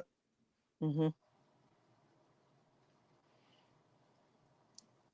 I know you're into scary movies, and this goes back to some of the people not being as respectful in the paranormal community, but Jeepers Creepers.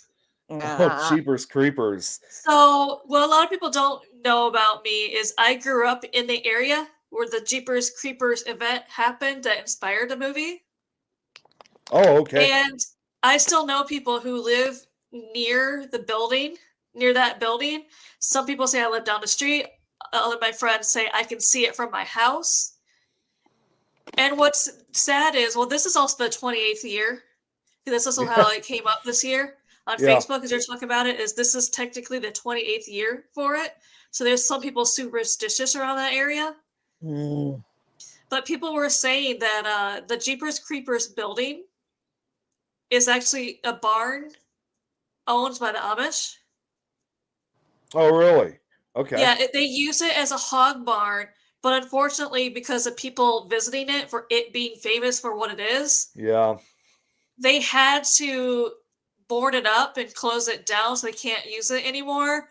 And unfortunately, now it's filled with graffiti. So yeah, it's sad that they can't even use their own barn because people just kept going over there to, I don't know what they were doing, but caused the Amish to have to board the whole entire thing up, and now it's nothing but graffiti. That's really sad when you have like a particular movie location. Like I understand if it was like a huge location, like let's say like Mansfield Reformatory, location of shot where Shawshank Redemption was filmed. Place Mm-hmm. like that is understandable because that building is huge and it was already a historical monument even before that movie was filmed. Like I can understand that. But a Mm-hmm. Yeah. simple barn, that's still being primarily used in this case by the Amish, and now all of a sudden becoming a movie site, it's definitely going to give a lot of that unwanted attention. And it's Yeah. just really sad that, they have to make these changes. The closest thing we have to our area like that, and this is another famous place in Chicago, not haunted, but this is going to sound hard to believe, I'm only about 20 minutes away from the town of Winnetka, which is where the Home Alone house is located. But, what they have done at the very least, I mean, to this day, they still get, visitors that want to see the house. You can't go inside it, of course, because it is still a residential house. Mm-hmm. But obviously, I don't think they're getting very many visitors at this time during the month of April, but they definitely do get a lot of visitors as we approach Christmas. But what they have done at the very least, the people that live there, is they have kept a fence and they have like multiple security cameras, to keep an eye to make sure no one is stupid enough to actually try to break into the house. But it's nice to see that some people have figured out ways to try to keep these crowds at bay. But oh man, there's just so many other locations, like you said, the Yeah. barn I that heard the house that they used in the filming of Hocus Pocus is like that, where the owners actually had put up also signs that says absolutely no photos because it came to the point where it was ridiculous, or absolutely, I think it said like absolutely do not come to the door because people are just bothering them all the time, knocking on the door, and they're like, no, don't right, come in. We don't want you taking photos of us in Yeah. our house.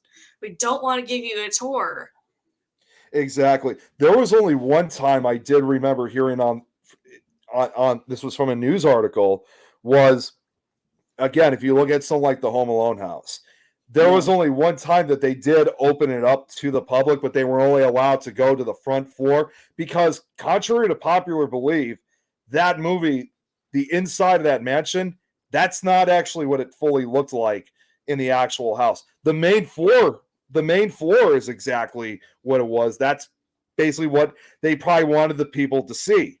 But upstairs in the rest of the mansion was completely different. The rest of it was either shot in a different house or it was shot in a studio. And another house I could think of, which this is one that we're all too familiar with, I don't think they get as many visitors like they used to. And it's probably the most notorious example.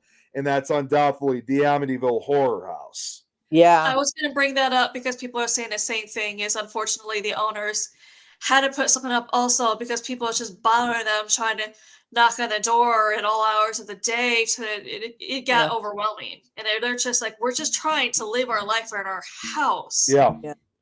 Well, and not only that, I mean, I did in fact, one of the first episodes I did for my show, The Nick Files, was Amityville, which to this day, I still consider that one of my best episodes. I mean, because I did like 3 parts of it. And I found a rare news clip of after when the movie came out, or well, not just that movie, the sequels that came out throughout the early to late 80s. And this clip showed all these curiosity seekers parked outside the house, and they're just sitting there, just looking. They're Yeah. not even taking pictures of the house. They're just standing there looking at it. And although I'm sure the family that was living there at that point were very reluctant to talk to the media, at this point, I think they knew that they had to talk to them because they wanted to get that word out that they didn't want to be bothered. Obviously, Yeah. they talking to the media is not always the best, but they knew this is probably our only other way of trying to get people to get off our property. Yeah. But of course, that still didn't deter people to stop. Numerous arrests were being made I around was that going to house. say that. I heard that Yeah, the owners had to be calling the cops on the groups of people because they're just like, we're just having people sit there and watch our house, and it's so unnerving when you're trying to live your life and you look out there and you have Yeah. people staring at your windows. So it's like we can't really have the windows open, we can't have the blinds open because people are just sitting there watching.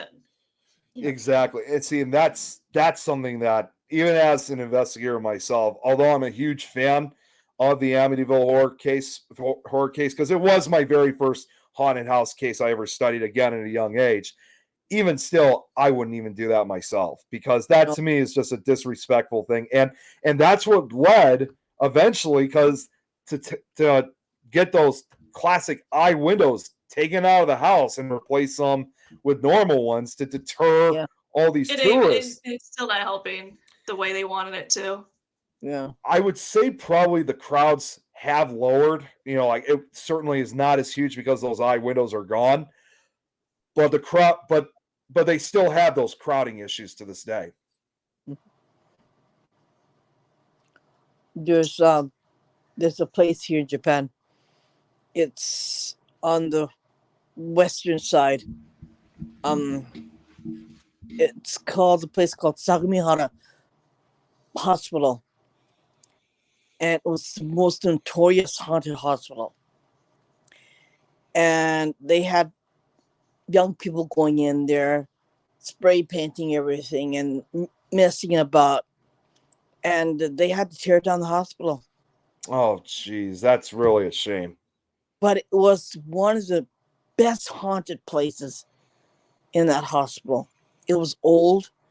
Yeah, and back in the day, you were able to go in the hospital and do an investigation if you wanted to. But it no longer exists anymore because it was just wrecked, like, to the core. They just wrecked everything inside. They spray painted the walls. They tore a lot of places down. They wrecked the ceilings. They wrecked the walls, and they just trashed the whole place. And it wasn't a very big hospital, but it was like, yeah, a lot of things happen in hospitals, right? And people do die. Yeah, exactly. And yeah, it was nothing. It was a regular hospital, and they had regular surgical wards and outpatient and everything else in there. But it's no longer there anymore. And it was even on the TV program about that hospital. It was really big. And then, yeah, it was really big in the 90s. And then afterwards, they just had to tear it down. It's really unfortunate when they have to make that decision just to keep these trespassers off, because I've always tried to do the right thing of, like, telling especially a lot of these newbie investigators out there, like those who are just getting started into it, and saying, just first of all, go in with the respect, but most importantly, do not be trespassing on these places. And, like, because there was actually one time, I can give you an example of somebody that tried to encourage me to do that, and I flat out said that was not going to happen. Actually, two incidents. The first time was, and this guy that wanted to do this was somebody who used to be a friend of mine. This isn't someone within our paranormal community. You wouldn't know who this guy is, but this guy used to be a friend of mine. And he told me that he found some kind of abandoned house in a town called Niles, which is just about 10 minutes away from me. And he wanted to go check it out. And of course, my first question is saying, well, do you know the owner? Have you spoken to the owner if we're allowed to go in? He's like, oh, no, I just go right inside. I was like, it's trespassing, right? Yeah. And it seemed like it didn't really care too much. Even the next, but he's like, well, the place is like boarded up. It's like, well, then how the hell did you even get into this house in the first place? He said that supposedly, again, not surprising, for some of these places, which I'm sure either he did it himself or somebody before him did, said he found a loose plank in one of the windows. You can go in. And I also told him, too, do you also realize that in this day and age, a lot of those abandoned locations, they usually have security cameras in those places. Everybody, there's a popular misconception that when it comes to places that are abandoned and are no longer used and nobody owns it, that's not entirely true. I mean, and I know it's not just here in the United States. I mean, I think it's like a lot more countries are starting to do it. But Mhm. if nobody actually owns it, then it belongs to the state then. So somebody does own it, whether Mm. you know it or Oh, not. that state is prosecuting if you're caught. Well, Yeah. here's the craziest thing. This house, which I did look up, it was actually right next to the Niles Police Department. So No, Oh, no. I was like, there is no way, Oh shit. unless you actually speak to the police or the state, there is no way that I am breaking into this place next to the police station to get ourselves arrested. And when I also said too about the security cameras, I couldn't believe what he said next. Thing he says to me that, well, oh yeah, I found it and I knocked it down and broke it. He literally confessed that he committed destruction of property, and I was like, yeah, that's not me investigating this place. That is not going to happen. Not in a million years. Yeah. Like unless I get permission to go, absolutely not. And it's yeah, Josh, it's very disrespectful. I mean, this guy, I really wanted to ask him, saying, "What the hell were you thinking?" Yeah. And then the other time that somebody tried to encourage me to do trespassing, and this was on a live Facebook video, was there's a cemetery that's in a called White Cemetery in Barrington, and right off Barrington is a road called Cuba Road. Now, as we all know, like when it comes to haunted roads, it's not illegal to go through a road that's said to be haunted. As long as you're not hanging out there for very long. Mhm. Cuba Road, it's one of those classic haunted roads where it's been notorious for decades. A lot of supposed paranormal activity has occurred there, and it's like a 2 mile stretch of road. The way how we did it was we would go down the road one way, and then we turn the car around and go back the opposite direction. And Mhm. after that, we'd leave because, like I Yeah. said, we didn't want to be there for too long. But technically, what we were doing was not illegal because it was a public road. Yeah. There were times that we sometimes did stop by the cemetery after dark, but we never got out of the car and walked in because, again, that would have been trespassing. There were Yeah. security cameras there. So, again, technically what we were doing was not trespassing. But Yeah. this other friend of mine who she's had a lot of issues before this, she always respected the rules. We did it Mhm. before the right way. But then this night, she said she wanted to go in the cemetery. I was like, we can't go in. It's nighttime. It's closed. Yeah. The gates were open, but that still doesn't. Just because the gates are open does not mean that it's you could just walk right in because again they had Yeah. security Yeah. lights, Yeah. and she started getting really irritated by it. I'm like, there is no way I'm going in, and Mhm. and there were investigators who were watching this video live, and they later told me that night, like the next day, when they were watching live, and they were like, "There's no way Nick's going to do that. He's not going to break into this place. He's not going to do it." And they were absolutely right. But what was crazy was when this person got really upset that we didn't want to go in. I mean, she just had this attitude, really started complaining, and also then confessed that she said she's broken into other places like that before, in spite of me telling her, completely unaware at the time, that this was all being shot live on Facebook. Yeah. So I was like, you just made a confession, and but we never went in. So there was no doubt in my mind that, regardless if this was like a movie spot or a legend spot or a haunted location, Yeah. I have no doubt in my mind that we would have been arrested for trespassing that night. Oh, I was almost. successful. I was successful in preventing that from happening. Yeah. I mean, another thing is that because she got upset because she wanted to go, it's like they're almost calling her to go in there, right? Yeah, I And it's almost like you wouldn't say a possession, but it acts like one, right? It acts like a possession where you get really pissed off and I have to go, I have to go, I have to go, you know, Josh. and you have to break that. You have to break it because the way that they're doing it is like a sinister way of calling a person to go in there, right? Yeah, exactly. And it's not it's not a good feeling, actually. It's not a good feeling. It's not, because like I said, when I started hearing her say that kind of stuff, it was like, and especially again, since I knew that there were investigators watching through this live video that I had, I mean, they knew. I think they knew that I was going to side with them, and I was going to make the right choice, saying we're not going unless we get that permission. Exactly. There is a school. There's an old boarding school in the Carolinas that is the same way, where it's very popular for people to break into. But right next door is the police department, and I'm just like, this is why a lot of people get caught, because not only are they patrolling it, but obviously they're going by. So that's why a lot of people are getting caught, is they're going either to or from the police department. They look over and they see people climbing through the fence, and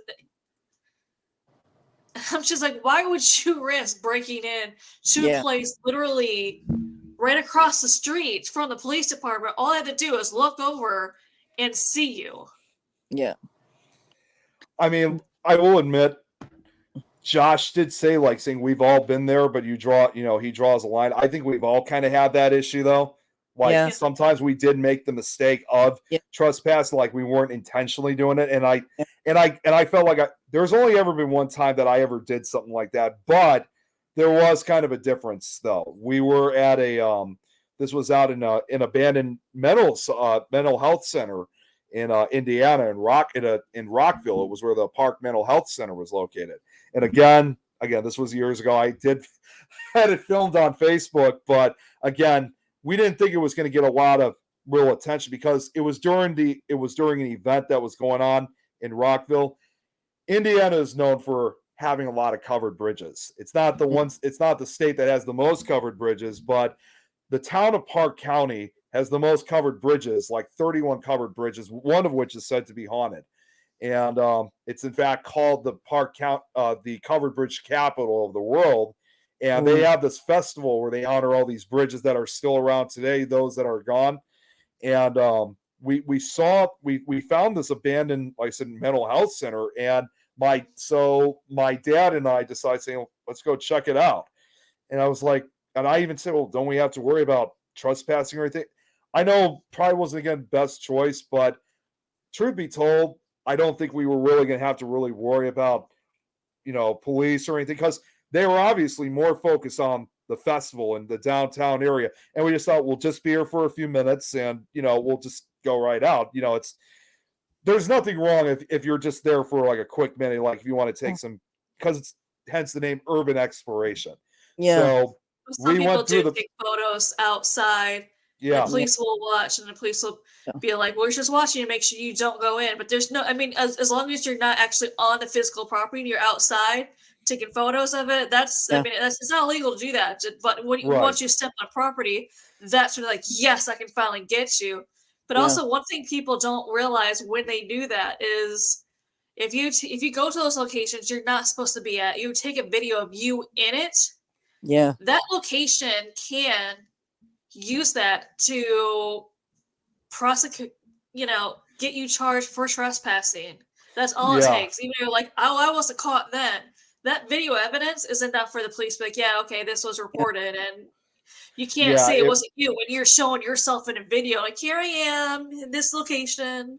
Yeah, it wasn't probably the best choice, but of course my dad wanted to check it out, so I was just following. But here the interesting part is that while we were checking the building out, another car pulls up, and we first thought, okay, we'll just tell the officer that we're going to leave. We're not trying to cause problems or anything. We're just exploring it. But it wasn't a police officer.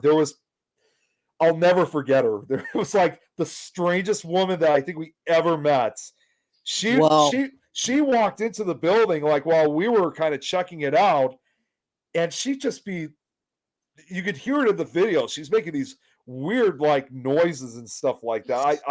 I'm just ignoring, just filming, saying, yeah, like she's making these noises, saying, yeah, so check this out. Look at this room that we found right here. I'm saying this seems kind of, and she'd be following me. I think we were kind of at that point more concerned about this woman that we were with than the police. But what's funny is that building now they are allowing investigations, because the craziest part, the twist on this place, we went before they started doing investigations. It is what I believe is Indiana State Sanatorium. Oh, yeah. That'd be interesting. Yeah. There's places here that I want to go to, but I'd have to take my husband because we'd have to do some convincing at the police department to go there. the place, Right. the places that my husband knows as a child growing up. They're called they call it urban legends, but he knows hundreds of places that's really freaky haunted.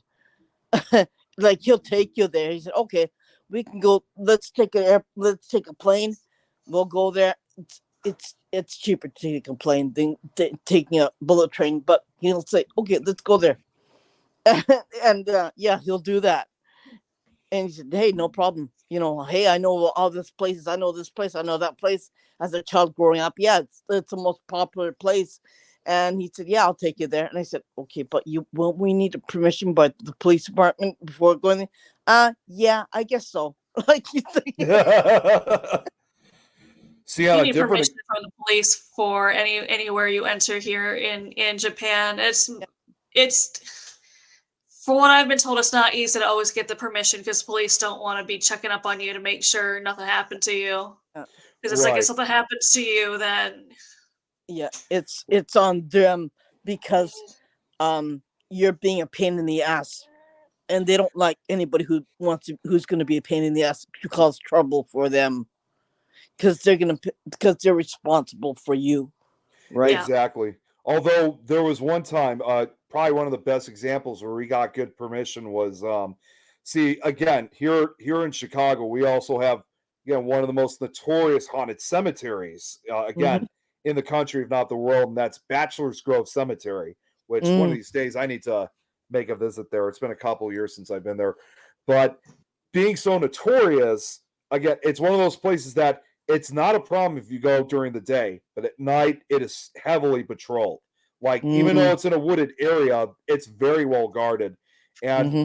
contrary to popular belief, it's not just the cemetery that's said to be haunted, it's the nearby woods uh, Gosh. surrounding the cemetery. I mean, it's a huge area. Up Tom McNicholas is watching. He's been I've been with him several times there, but about almost 10 years ago, we we're trying to get this back up, but we used to have a paranormal con of our own here in Chicago called the Chicago Ghost Conference. Mm-hmm. And if you guys are ever looking, if you guys ever wanted to visit and look for a big conference, the Chicago Ghost Conference is definitely one of them. I recommend. But we were going to have a special event during the con on for 2 nights only, where we were going to be. We got a permit and we Mm-hmm. were legally allowed to go to Bachelor's Grove Cemetery after dark. The Mm-hmm. catch is that, again, it was only 2 nights only, but also we were only allowed to stay for, like, I think it was either an hour and a half or 2 hours, so there was only a limit. Now, Mm-hmm. to get that kind of permit, you would expect you'd have a huge crowd because this was almost every investigator's dream of Mm-hmm. wanting to go to Bachelor's Grove Cemetery after dark legally without, having the worry of getting arrested. Mm-hmm. Well, we told the investigator the first night. Oh my God, we had a lot of there was probably well over 100 people with us that night, so Mm-hmm. it was huge. But we did tell these people, with the permit that we had was, it did allow us to go after dark for these, an hour and a half, 2 hours, but it also did not hold anybody reliable, for, if there was an accident. So, like if somebody, fell and hit their head, say, Mm-hmm. well, we're sorry to tell you, but that's your fault then. You can't blame that on us. You can't blame that I've on the. seen a lot of waivers investigating places that says that where if something happens that's on you. It's Yeah. on You you. can't So sue you us, can't we're not blame. liable. Yeah, you Yeah. can't blame. We also told them we couldn't blame the park service or the police department. And fortunately, most, if not all, these investigators agreed. They said, sure, if that happens to us, no big deal. We went out to the cemetery that night, though we had to take a different direction because the main entrance was you had to go across the street, and we didn't want to alert all these other cars that were passing by that this was going on. It was almost like a top secret type of event. So we did the investigation, which going after dark is definitely a different world compared to what it is during the day. But the second night that we were there, we didn't have as many people. This time we only probably had less than half of the people we had the night prior. I think only 30 or 40 people came out this time. And what was kind of funny about that investigation was not only were we catching some evidence, but this whole thing about being liable. When we were done with the investigation, and we did have an officer that did check in, just to make sure that everybody was okay.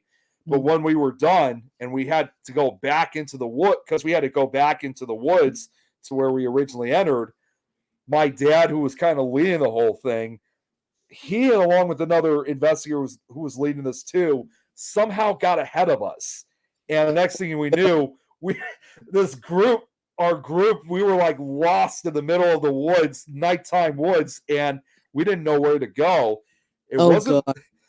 The funniest thing is, it wasn't long till they found out that I was the son of the guy who was leading this whole thing. So next thing you know, they're all turning to me and they're like, "Hey, is there any way you can call your dad to figure out, try to get us out of here?" So they weren't like hysterical, thankfully, like you see in movies, like with a survivor situation. So I call my dad up, and I don't know what happened, how that they got ahead of us so fast, but we were stuck in those woods for like 20 minutes before we started seeing flashlights come through the woods, and they were able to pull the rest of us back out into the main area. So, but you we can were laugh definitely about not it now, going to be but held I bet you liable did about laugh that. about it then, Yeah, well, I was kind of in disbelief. I mean, I was actually kind of laughing a few times because I thought this was kind of funny, but then, after a minute or two, I realized, okay, this is serious. Like, Yeah. because now it was like, now I had all this weight on my shoulders. Like, my dad's not here. They're gonna find out I'm his son, so I better start taking care of business. Good luck to that one, right? Yeah. I had to take charge. I didn't have any choice. And Robert just said on the other side, Camp Crystal Lake feeling there. Crystal Lake is actually based off of a story that happened in Montana, because I lived an hour and a half from where something did happen that inspired the movie, where a kid did drown in the Camp Lake, and I guess the mother went crazy. So obviously Hollywood turned that into Friday the 13th. Yeah. Friday the 13th. Yeah. Oh wow. I never knew that. Because in that area, I know a lot of people who'd go there to camp and stuff, and people would just be like, "There's a superstition there where you always have to sleep with one eye open when you visit." That's interesting. I never heard of it. I heard of another story involving camp murders, but I think it was down in Kentucky, if I'm correct. Emily Menthouse, if you guys, I'm sure you guys know her. She told us a story about it months ago, that supposedly whatever these, again, it's been a while since I've looked into them, whatever these murders were that I think occurred in the early 70s, were also among the inspirations for the Friday the 13th movies. Mm-hmm. Yeah, I don't get that number 13, because 13 here is a good number. I was going to say, I know it's different in Japan. Superstition in the United States of 13 is the bad luck number. I'm not quite sure why either, but I also know like a lot of hotel rooms won't have a 13th room. They won't have a 13th floor. It goes from 12 to 14 just because they're trying to avoid number 13. Yeah, that's right. You're absolutely correct on that. I was going to say that the even though that there is, you can't truly remove the 13th floor, they just put a 14 in it instead. Yeah, it's just go to 12 to 14, and you're just like, wait, where's 13? It's like, it's technically floor 14, but the hotel, because of superstition, people won't put it on there. It's probably, I'm assuming it's because probably people who are superstitious won't stay in the floor 13. I personally don't care, but I can see a lot of other people are just like, I don't want to be in room 13. I don't want to be in a 13th floor. So they just go from 12 to 14. So even though you're in a 13th floor, you're mentally not thinking 13. Like here, they don't have a fourth floor. Yeah. There's even a phobia of the number 13, which it's like one of the longest words out there, which is, if I hope I'm saying it correctly because I just put it up, triskaidekaphobia. It's fear of the number 13. And they wouldn't like me because my son was born on the Friday the 13th. Oh wow, check that out. That's awesome. right? Yeah. And you know what? He's freaky. He's a freaky empath. I mean, he's a clairvoyant too, but yeah. You're right, by the way. I looked it up. You said about the number 4. Yeah, the Asian countries like China, Or Taiwan, she means Singapore, death. So That's you don't Japan, crazy. have Korea, and fourth floor. Vietnam as well. What You As was don't it some, about the have 4, Irene? I think I heard something when we had to do a class here in Japan. There is something about the number 4. Is it the word? It also means something else, or is it just? she means the number 4 in Japanese. She means death, to die. That's how I remember hearing something about it where they're just like, because I remember them telling us here that you probably won't see a 4th floor just for. No, no. That's probably I think that's the reason. It also means death, and that's why they avoid 4. And it's funny. Okay, well, go. check this out. I found this picture. Sometimes the number 14 is even considered unlucky, and there's even a residential building. I found a picture of this where not only the 13th floor does not exist, but neither does the number 4 or 14. All 3 numbers have been removed from this building Yeah, That's in crazy. Shanghai. yeah.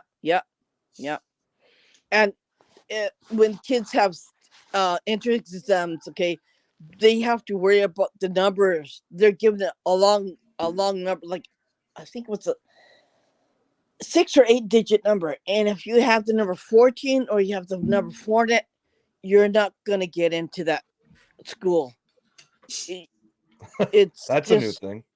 you're gonna flunk. And Uh-huh. it depends on the entrance exam number too, my son said. And if you have a really like a 44444 number, or you have a something like that, yeah, your chances of getting into that high school, or your chances of getting into the university or the junior high school, yeah, you're toast, right? Right. That's interesting. So yeah, I mean, Josh is still on the 13th floor. But that's what we're saying though, is people are superstitious because they don't see 13 whatever. They're not mentally thinking I'm on the 13th floor. Yes, technically you're on the 13th floor, but they're like mentally are telling themselves, like you said, they are pretending they're on a 14th floor. yeah.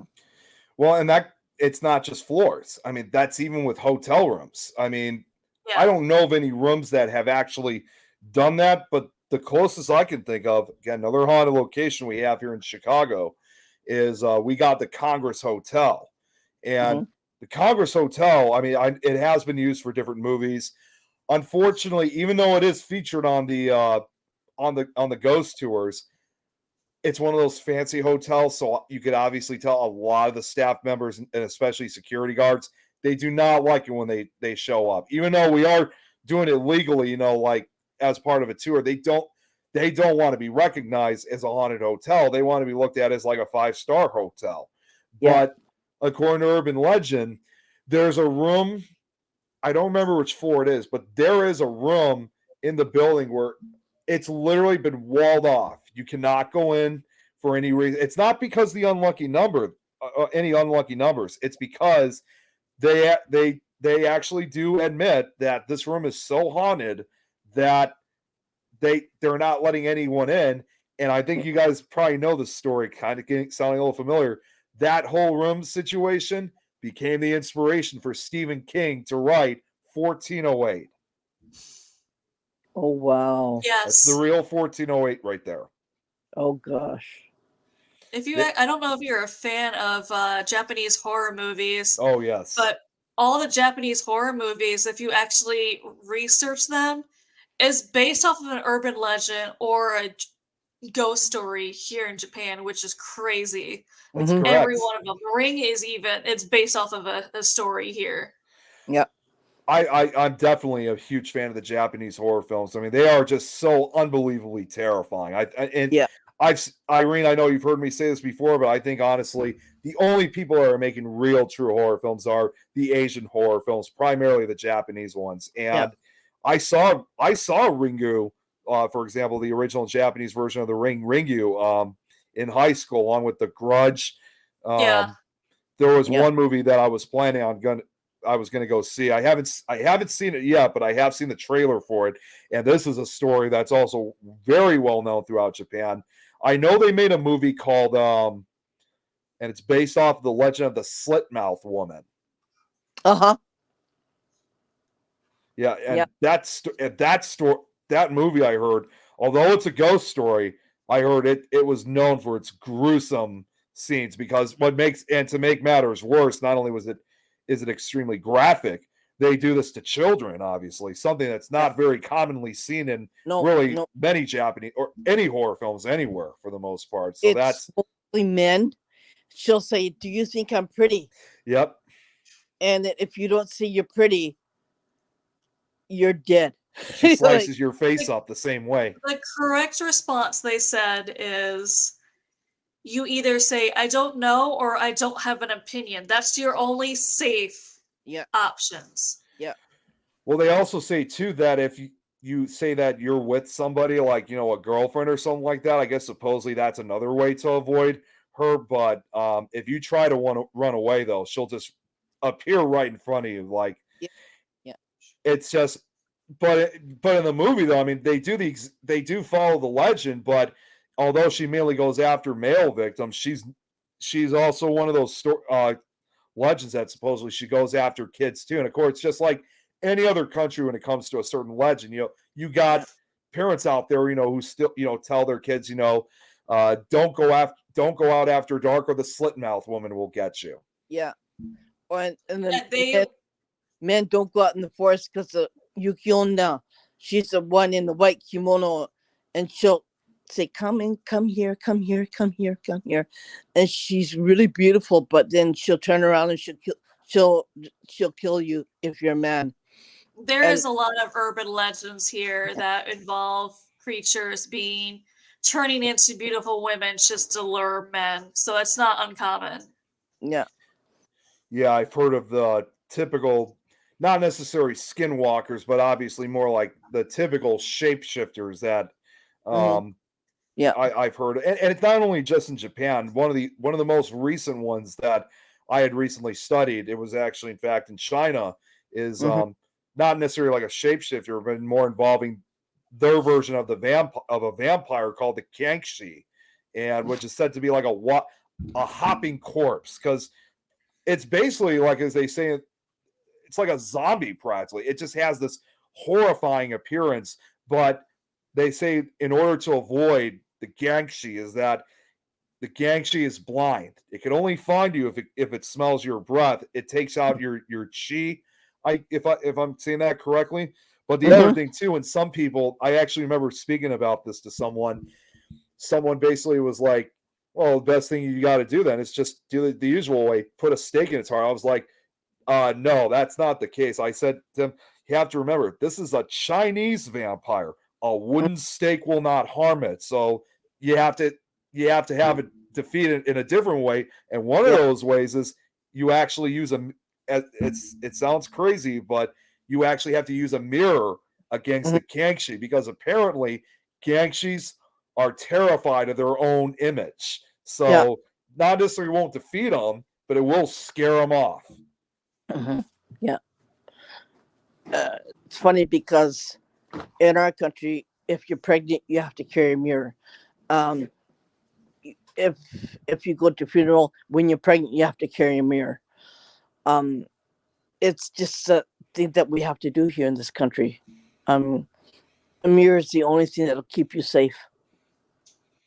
It's almost like it's still like carrying that belief that, mirrors act as a gateway. Yeah. But in a home, you cannot have a mirror. Like in the living room, it's a no-no. Wow. Yeah. The only time where I have a mirror is in front of the sink. Right. Near right. the toilet, where you wash your hands. That's the only place where you're allowed to have a mirror. Or in the bathtub. I mean, other than that, it's a no-no. Now that you... Yeah, go ahead. I'm sorry. Go ahead, Irene. They call it portals, right? Right. Well, now that you're saying that, I mean, now kind of memorizing from a lot of the Japanese horror films that, you guys mentioned. I mean, well, and I also mentioned, I'm actually kind of starting to remember, like, there's not very many mirrors that are seen through, and that's what I find. It now makes a lot more sense. Yeah. Why there's not very many mirrors. In my house too, you don't see a mirror in my living room, right? Right. Yeah. And yeah, they don't want that. They don't want a mirror in your living room, and it's really not a place to put it. They'll have one in the entrance, the bathroom, the bathtub. That's it. And it just goes along with urban legends and strictness. Right. I think one of the best ones that I mean, again, this just came in. This picture just came into my head. I just remembered. In fact, again, I just remembered one house in particular from one of the movies was The Grudge. I just exactly remembered that the only room they had in that movie was, I mean, for a mirror was the bathroom, and that was it. There was nothing else. And I still remember 20 years later, first time seeing The Grudge. It was the American version of it. I got to be honest, even though this was the American version, it still scared the hell out of me. I mean, I actually had to walk out of the theater. It is. It's frightening as heck, And I'm gonna tell you, where women do their makeup, they have a beauty stand, but they have a cover that covers the mirror. So when you're finished with your makeup, you cover the mirror so the mirror doesn't open. The mirror's not opened, and you can't it can't nothing can come out and haunt you. I thought I saw something like that also in The Grudge too, where they open the mirror up and then they left it open for too long and then they close it. Actually, Josh, because he said he needs to see both versions. Here's a little trivia fact about the American version of it. It's still considered kind of a Japanese version itself because the American version of The Grudge was basically the first horror film of any kind that was directed by the same director who did the Japanese version. Mm-hmm. Yeah. I prefer the Japanese versions of horror movies over the American versions. Normally, I would too. The Grudge, in my opinion, is one of the rare exceptions because, again, since it was done by the same director, that obviously means that he did his job well for both versions. But at that time, though, we didn't have many websites to really watch or purchase these movies online. So I had to see the American version before I could see the Japanese version. Yeah.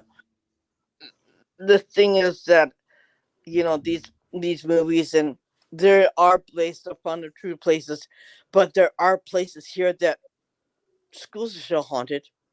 Oh, I believe it. I definitely do. My son's school's haunted. Junior high that my kids went to is haunted, right? Yeah. And and if you don't see it, they're not really gonna talk about it, right? Right, exactly. And I know it's haunted. My son knows it's haunted. Yeah, the teachers run out really quickly. After 5 o'clock, you'll never find a teacher at school anyways. Yeah. And they'll when they find out what my son told them, they said, yeah, you'll never find a teacher after 6 o'clock at night there. It's just something that, yeah. And after what my son told him, well, yeah, forget about that one. His teacher, you'll never find him there anymore. Right. In the school that my son goes to now is haunted. And yeah, I mean, I'd like to go back there and see what I can find, but I don't. My son said, no way. It'll probably freak him out because, yeah, he could see him. I know who she is. I know she's 14 years old. I know she was killed by her mother. I know that. And yeah, she still haunts the gymnasium even to this day. And yeah, my son said, no, I'm not going to go back. I go, okay, you still got to go to school. You still got to graduate. I go, yeah, you still got to go to school, obviously. They do remote control now. They you're told to, all parents buy an iPad, and you do the homework on the iPad when you're at home, and you just email the homework to the teacher, and that's how they do it now. so it's easier. But yeah, I mean, I'd like to go back and I'd like to see it. I'd like to see it. It's just right in the middle of Tokyo, and a lot of places there in the middle of Tokyo are really freaky haunted from the old times, and it'll be interesting just to walk around and see what I can find. Be What I can very see. interesting, definitely. And Josh also makes a good point. Just because the walls are gone doesn't mean it isn't sacred land. yeah, Right. and the soil and whatever is tainted. Let's put it that way. I mean, It's a there's numerous places like that have that energy around, even when the building is gone. I mean, another yeah. place I could think I haven't been there yet is the former remnants where Summerwind Mansion once hmm existed up in northern Wisconsin. There was I don't know Yeah. if you guys remember the early seasons of the show A Haunting. They did an episode of hmm Summerwind, hmm and Yes.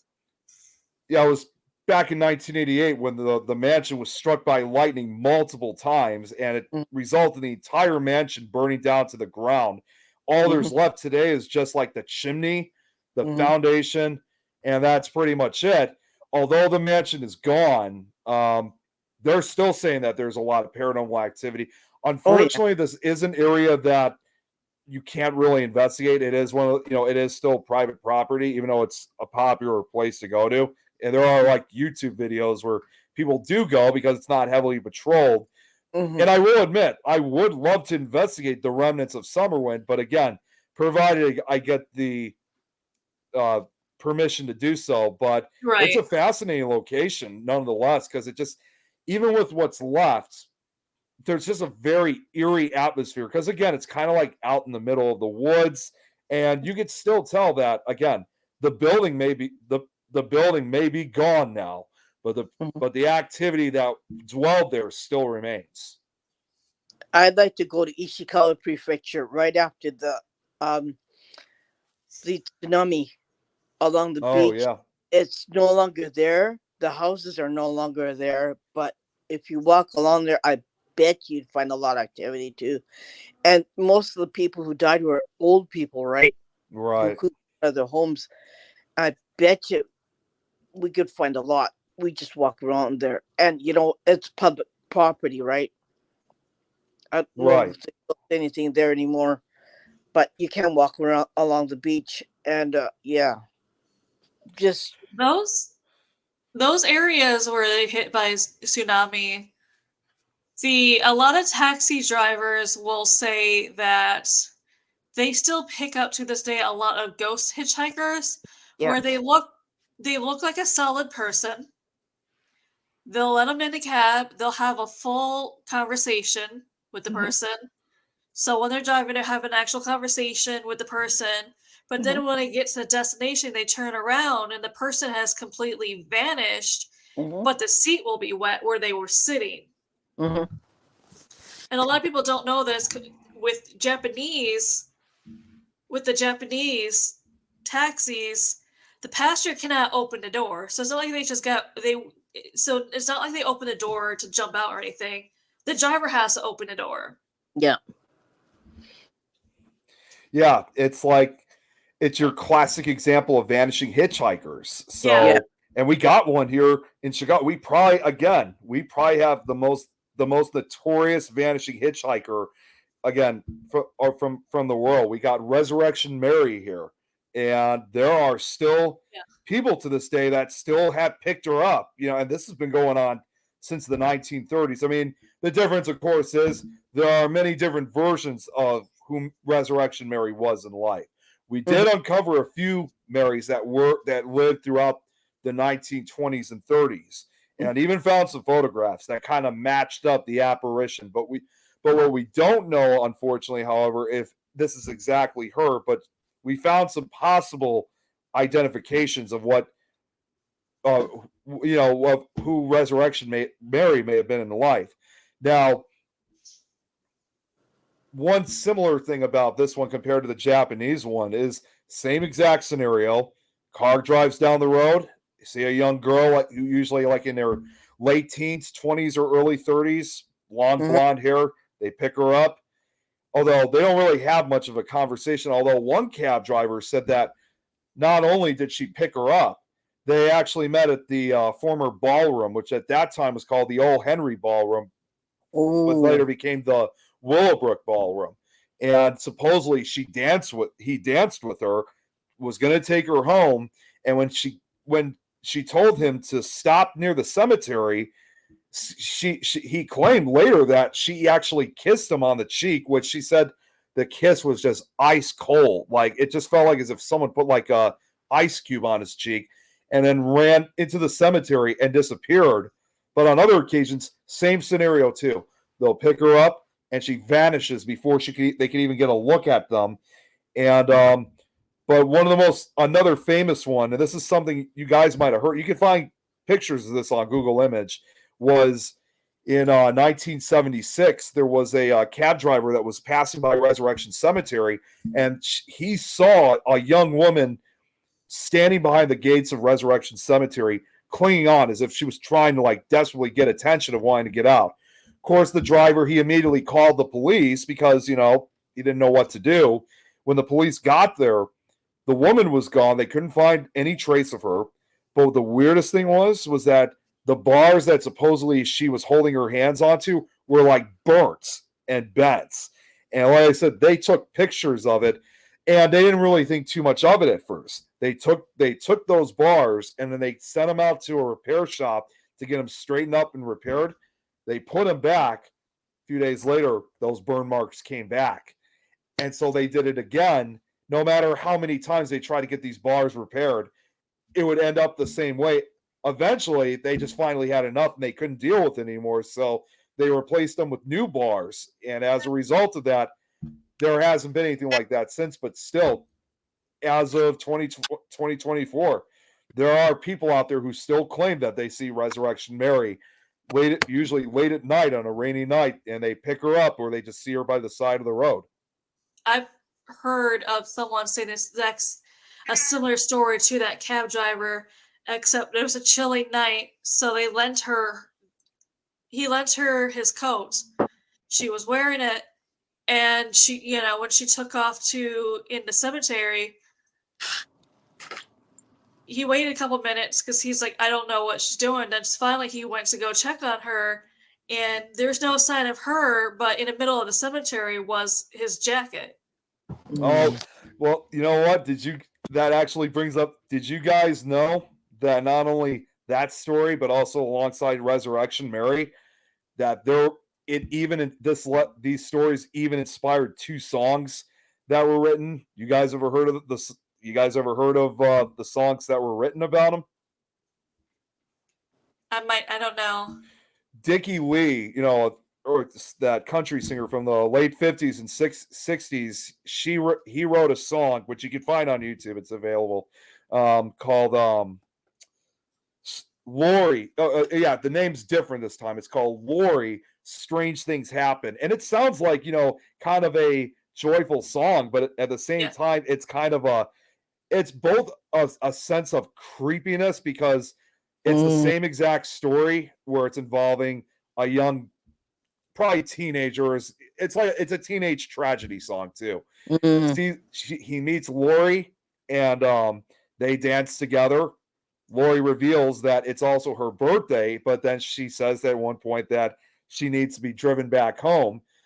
And as they're walking back to the car, Lori claims that she's feeling very cold, and he took his sweater. The storyteller takes his sweater off and wraps it around her. Then he takes her back. Then he takes her down the road and passes a nearby graveyard. But before as he's about to drive over, like to drop her off where supposedly she lives, he turns around and she's not there. He searches the car everywhere, can't find her. So again, classic version. He goes over to the house. A man answers, which turned out as the girl's father, saying, "Well, actually, no. Let me take that back. I messed up. He actually does drop her off, but then as he pulls out of the driveway, and he turns around to go home himself, he realized he forgot his sweater.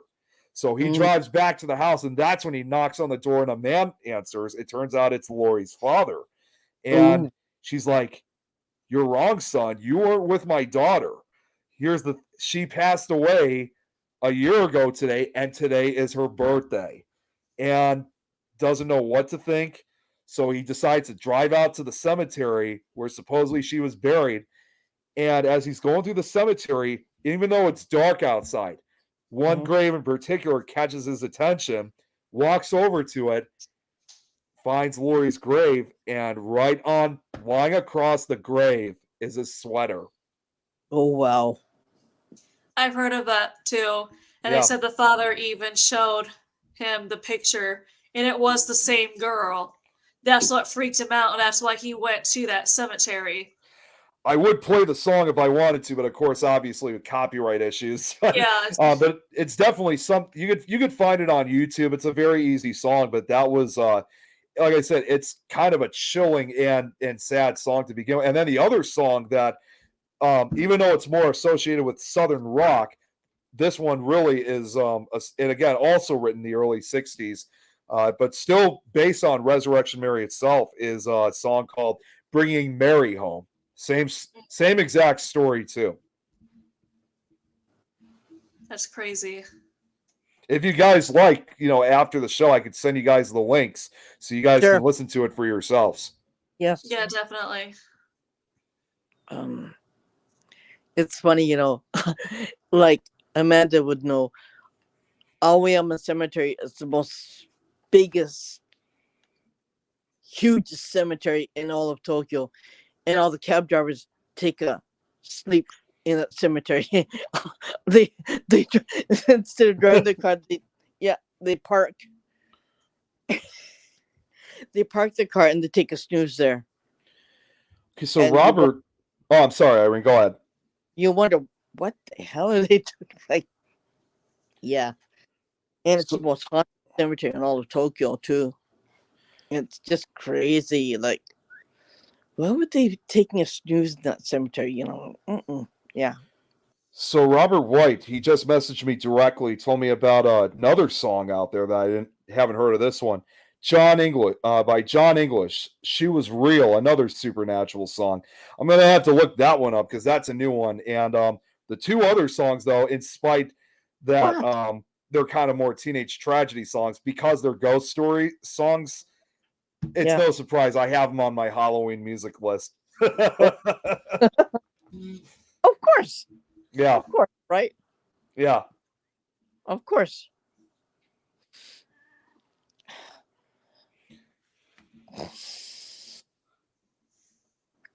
Do you have any questions about paranormal Japan?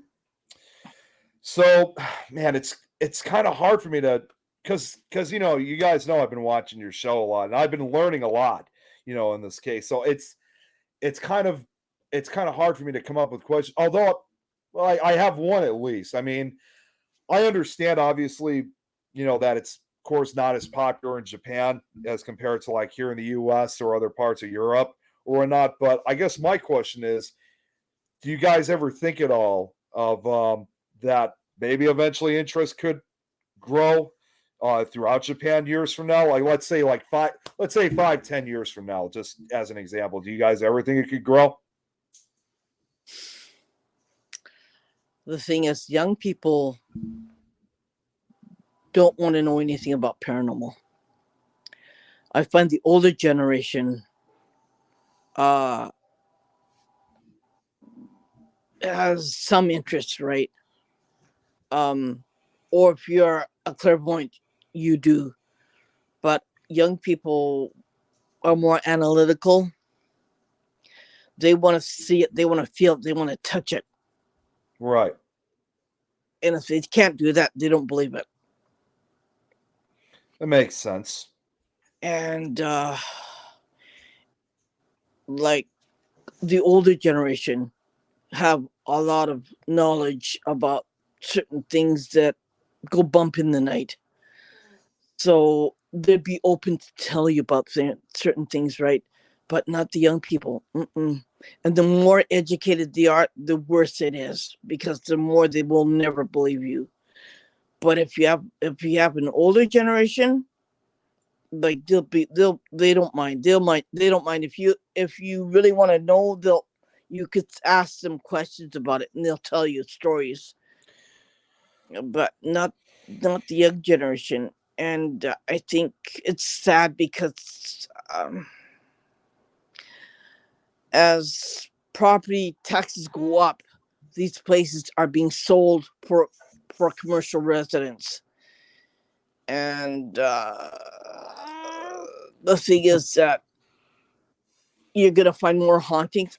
No, you're gonna find more hauntings. You're gonna find more dangerous situations, multiple dwelling places that rent is extremely expensive here, and they're going to be living in these haunted places, and they're not going to be treasured. They're not going to be treated as an open field that can't be used, but they're selling it for that reason. And believe me or not, right? Right. Yeah. And it's a shame because historical places with a lot of bloodshed and a lot of stuff happened where a lot of samurai warriors were killed and they still walk the land. And either they walk the land in an apartment, through the walls, around the walls, anywhere. And they're forced to sell it because the property taxes are so expensive now compared to what they used to be. So what are you going to do, right? Exactly. Yeah. I'm finding a lot of people here that are into the paranormal, or at least openly into the paranormal, are people who were not born in Japan. Yeah. So business wise, they're not gonna do anything business wise. They're not gonna open any locations. They absolutely, like, if there's a haunted location, they will board it up. Like, there is another haunted forest in Japan that they fenced off, so there's absolutely no way in. It's supposed to be haunted by a samurai ghost because they won't let you walk in. They're just like, no, it's supposed to be in there, but you're not going to go in there and find out. Yeah. And unfortunately, there has been people, from what I've heard, a while ago try to make businesses out of it here, but unfortunately, due to lack of interest, they had to shut it down just because no one was interested in doing anything with the paranormal. So it's just, any businesses or anything like that, or they had to shut down. Yeah. And Well, they you used would. programs here in Japan too, regular television shows. They show it about at 8 o'clock at night, and they show particular haunted places. They'd have a medium go in with these actresses and actors, and they bring them in this area and show them that's haunted and blah blah blah. But yeah, that program is no longer available anymore. So Lack of interest. yeah, There was a. There's been other programs, not on TV, but people have started programs involving educating with the paranormal. But same thing, lack of interest, so they just had to shut it down because no one was responding to them. There was a show that apparently I honestly I don't even know if it was actually a legitimate video that they were talking about, and it was in fact one of the shows I mentioned earlier. It was featured on in fact they supposedly featured this footage on a segment of Scariest Places on Earth. Now, it wasn't in Japan, but it was. I don't remember what the supposed show was called, because I tried looking up the show after I saw this episode.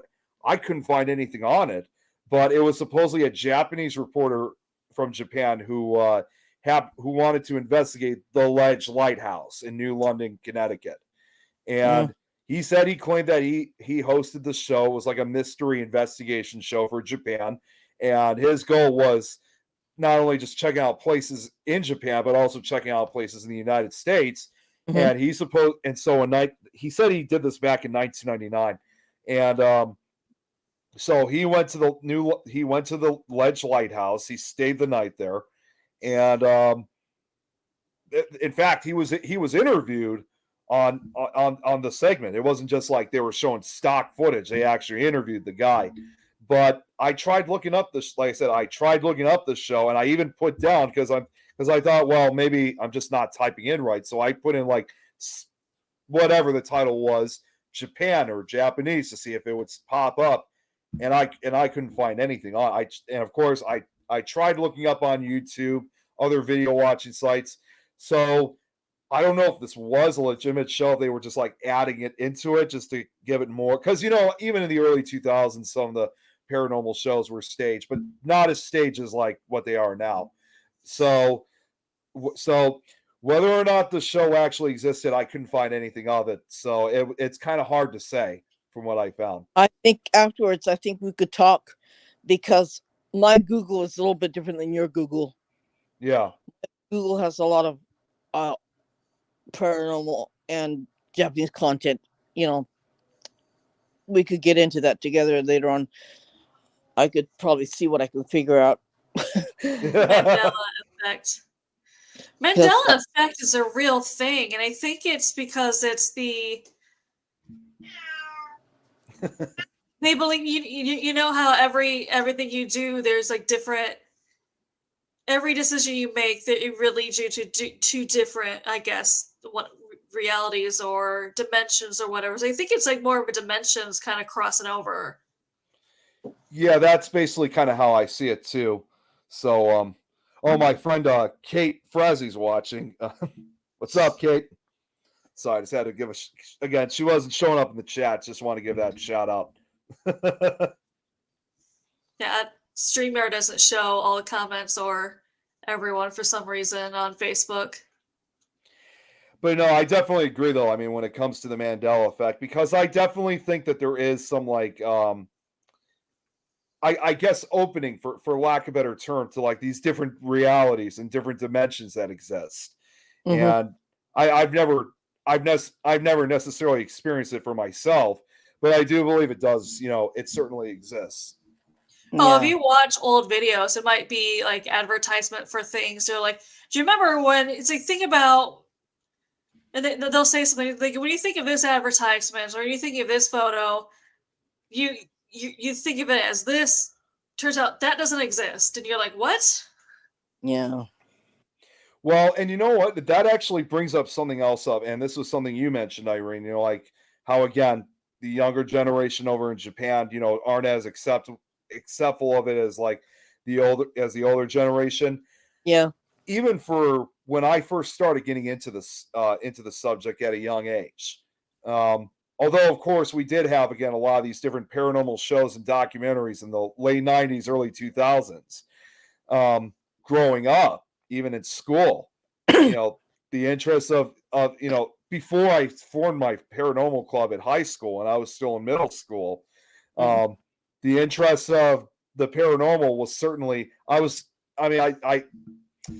basically like a minority. Like there was most people didn't want to talk about. I mean, I had both kids, teachers, and even these kids' parents go up to me and say, because they didn't believe a lot of this stuff. There was even one time I talked to a social worker about it, showed my interest, and she actually thought there was something mentally wrong with me, even though, she already knew from the very start that I'm on the autism spectrum. Yeah. But she thought that there was something else. But nonetheless, I had all these numerous people go up to me and say, you need to learn to keep your mouth shut. You need to know that this stuff doesn't exist. Or they also thought originally that I was just saying it to scare all these other kids and staff members. I mean, they really, truly believed that I was making this all up. Even at only 12 years old, I really wanted to prove them all wrong. And I was able to successfully do that.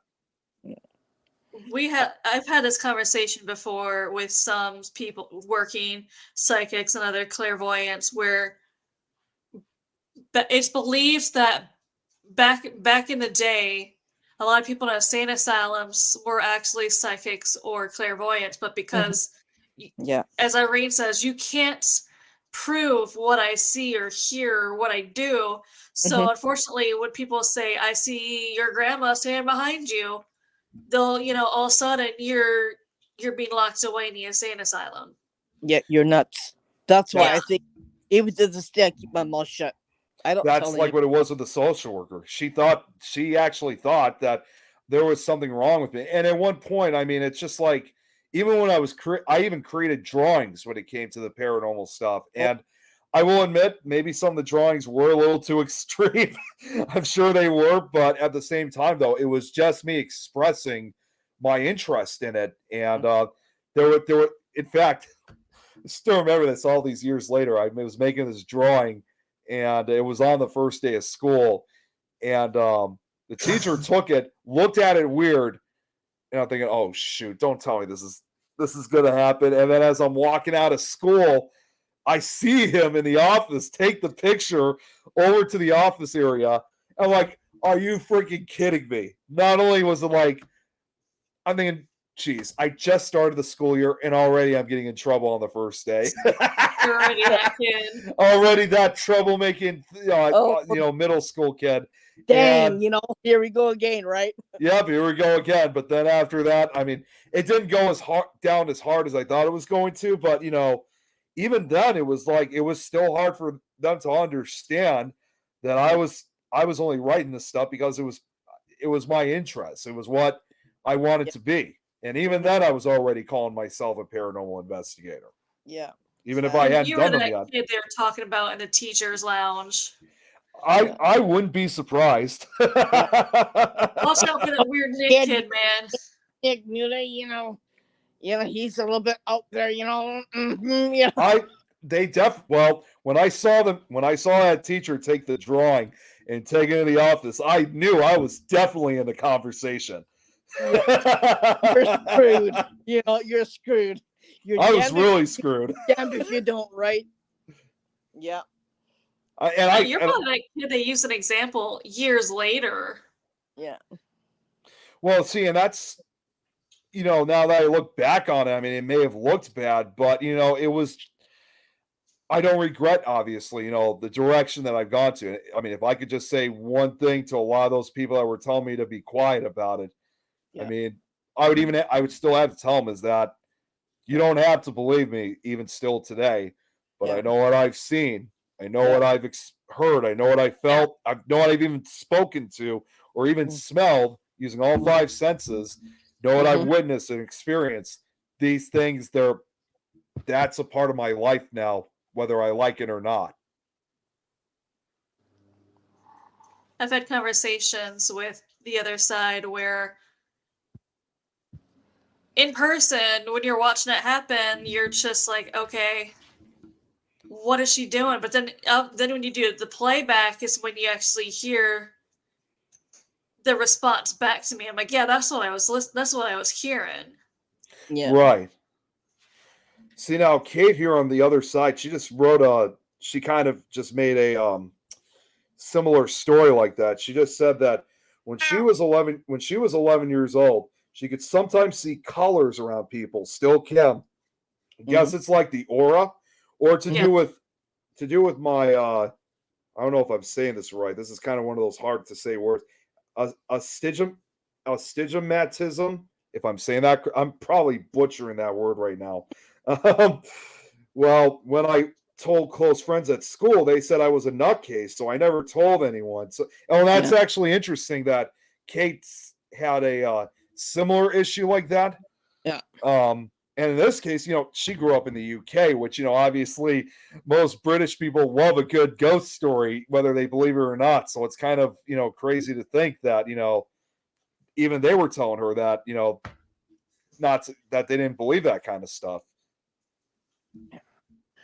I mean, yeah, that's why they think back in the day. That's what a lot of people in the insane asylum actually was. Is maybe they weren't crazy, maybe they just had a gift. And unfortunately, especially back then, I know a lot of the public doesn't know how to handle people with gifts now, but it was worse then. Yeah. It was worse then, and I think also it was probably harder for me, especially when I was starting up with this kind of stuff, because as a person with autism, I mean, for starters, back then, our understanding of autism was certainly not well understood as it is today.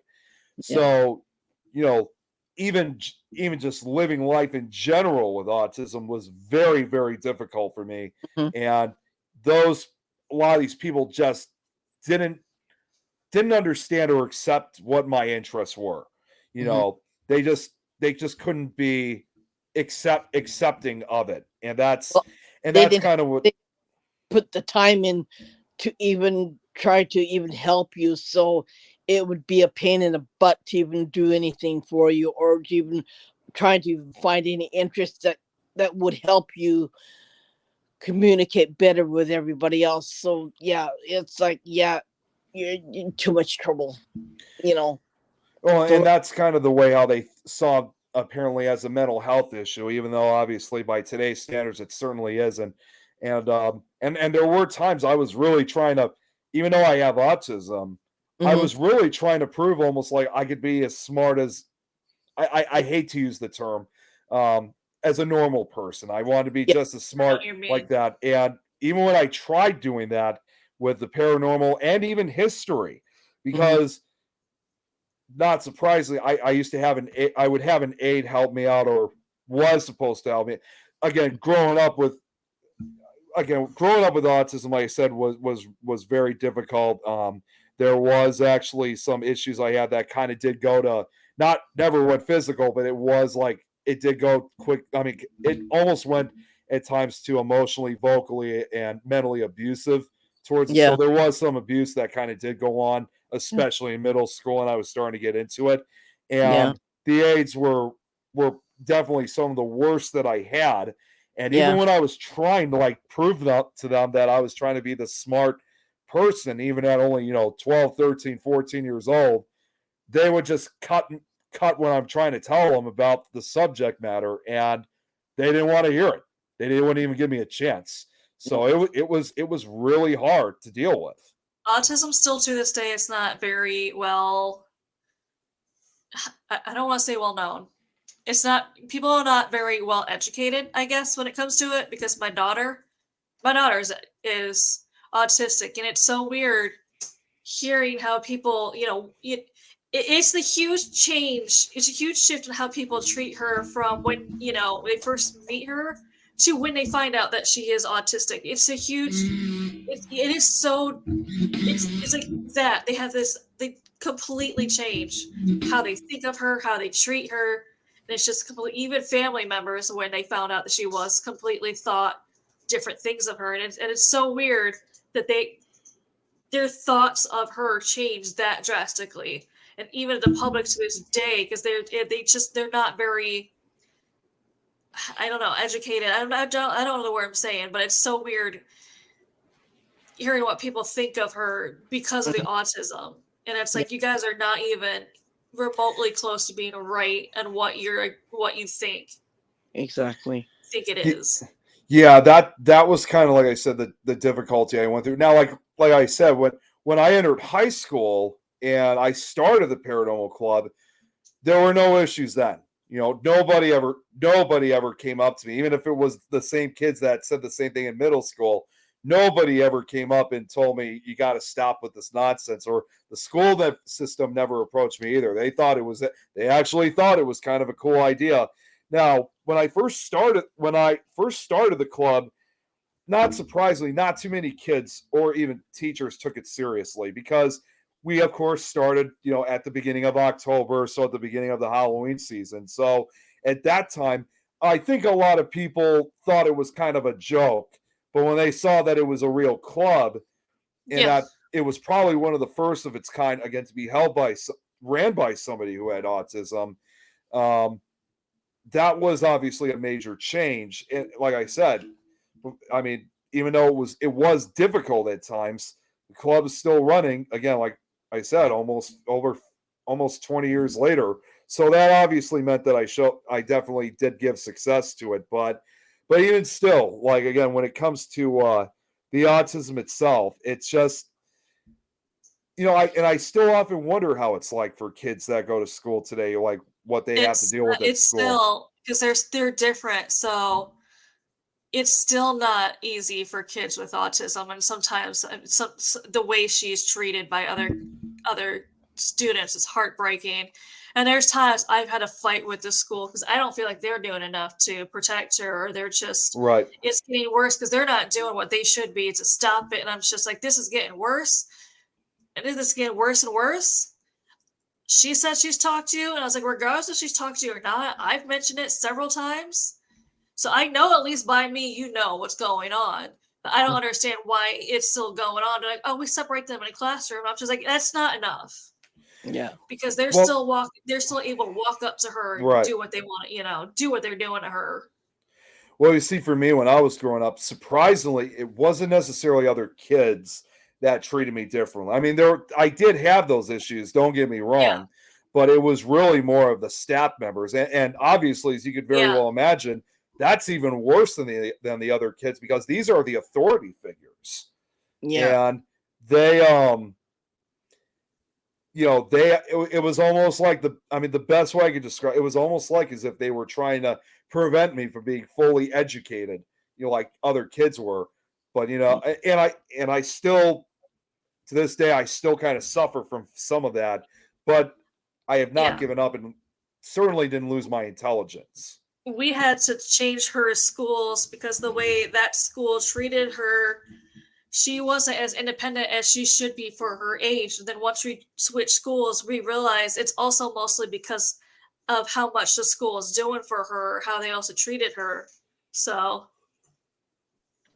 Right. Yeah. I just, you would have thought by now that there would have been a lot of major changes. And although there is, there is certainly a type of change going on, unfortunately, it's still moving rather relatively slowly. So, Not fast what's that, Irene? Sorry, you cut there for a second. enough.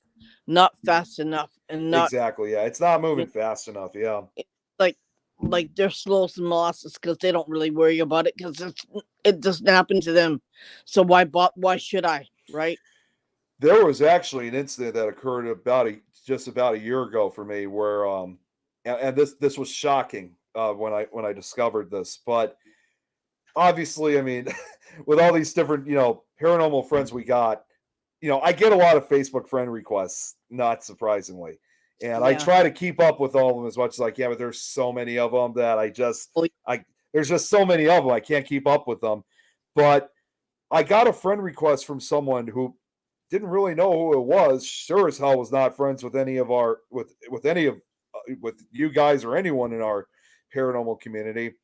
Yeah. But this person directly messaged me saying, she said to me, sorry, throat was drying up. She said to me,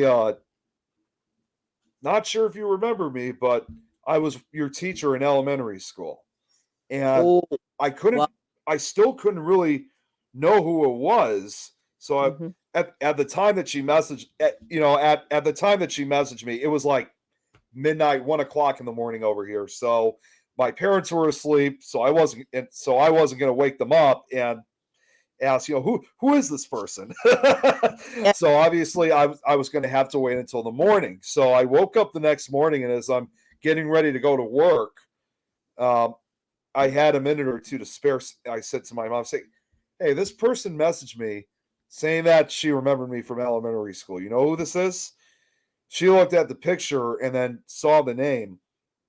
It turned out, unfortunately, she was one of those bad aides I had. And just the reaction that I got from that, I mean, literally, they do this a lot in movies and TV shows all the time. Like when they see like a person of their past who's like, who did something wrong to them, they drop everything and they run off. That was kind of almost the same. That was kind of almost the same thing for me.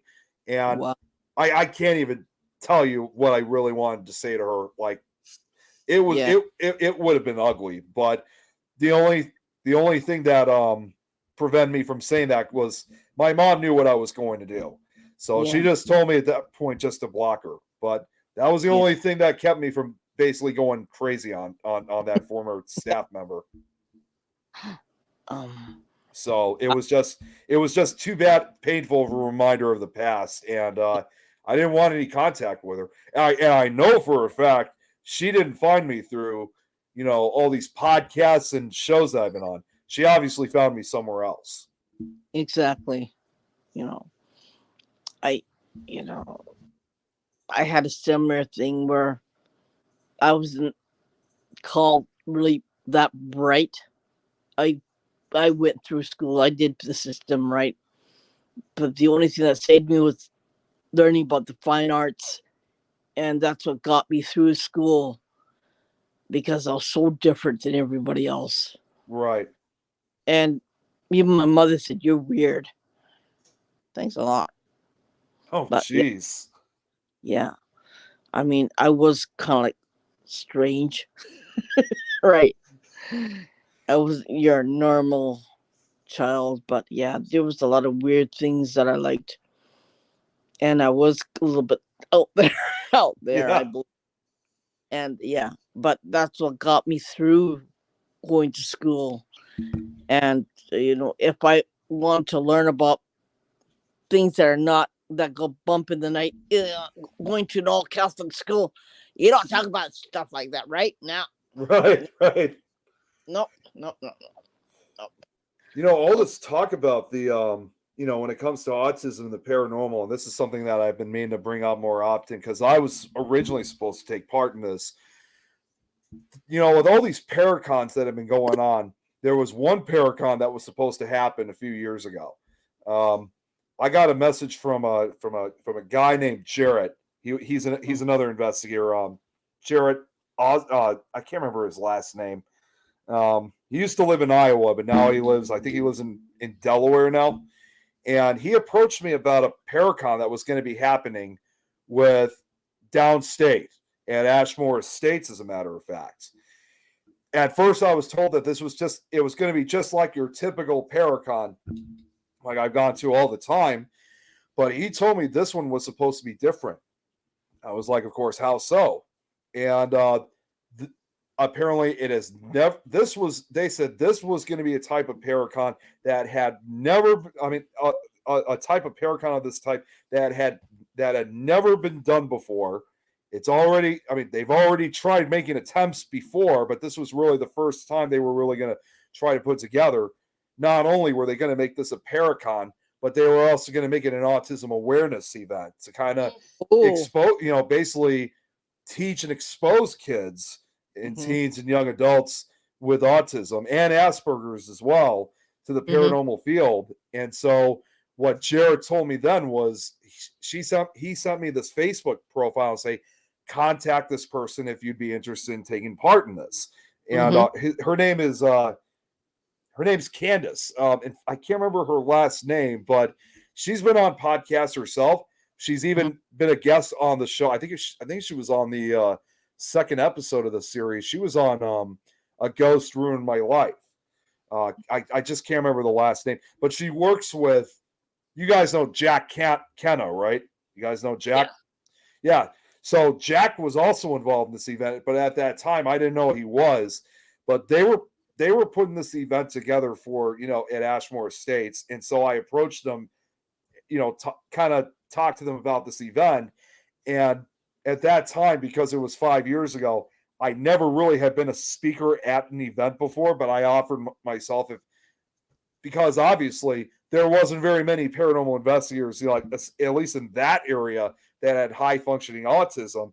And as a Mm-hmm. person myself who has it, who can relate to a lot of these young people and talk about this kind of stuff, it just seemed like it was a gold mine. It would be a gold mine, basically, because I'd be a gold mine of information Yeah. to teach a lot of these kids this kind of stuff. Unfortunately, however, the event never went through, not because of lack of interest. This happened in 2019. Obviously, a year later, COVID-19 hits, and at Mm-hmm. first it was postponed, but then they were going to push it back to like 2021. But as time went on, I started hearing less about it, and before I knew it, I lost track of it. But it was Yeah. very unfortunate because I actually was looking forward to seeing a autism awareness paracon, like first time ever, and I would have been more than happy to be a speaker of it. But it was worth a try. But it would have Yeah. been a good way to really expose, teach kids about this kind of stuff. And you know what? You just hit a really good, strong subject here. How many children who have abilities who could be autistic, right?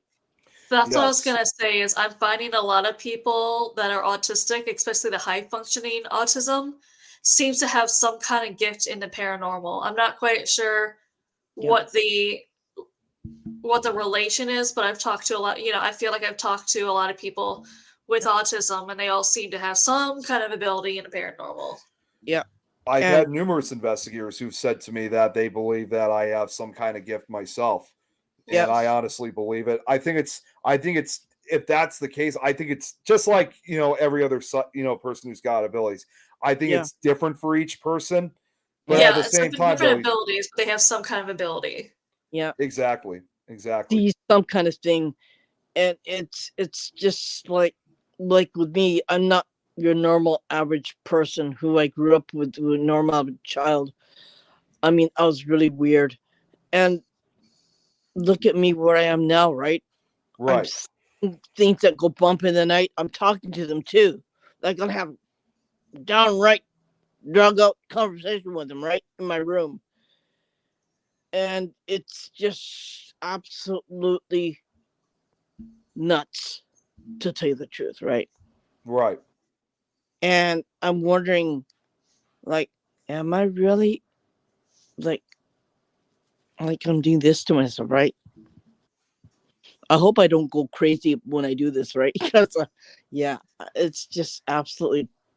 That's why I don't like going outside anymore. I don't go outside. I just don't. I Yeah. can't. I can't.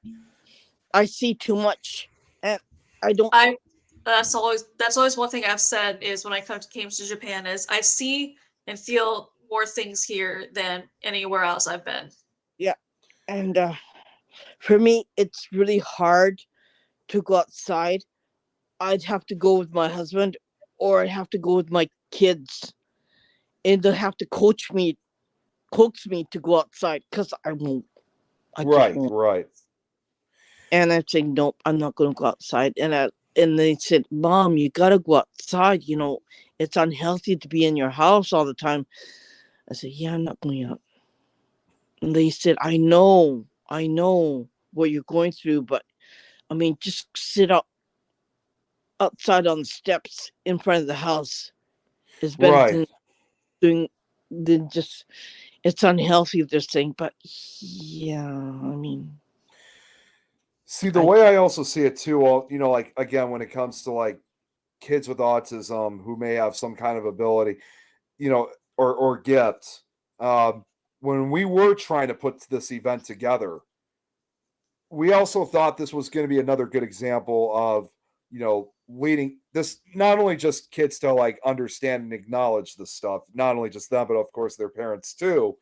But this was another one of these type of events that we wanted because over here we've had a lot of kids here, including unfortunately some of my best friends from years past who have been making bad decisions, who've gotten mhm, involved in crime and illegal activity, that kind of thing. And mhm, like where I live, for example, like where Chicago is in Cook County. Now, and we have one of the most notorious jails here, in fact, in the United States. That's the Cook County Jail, which is the largest one too in the country. So mhm, to kind of give a note, I guess I'm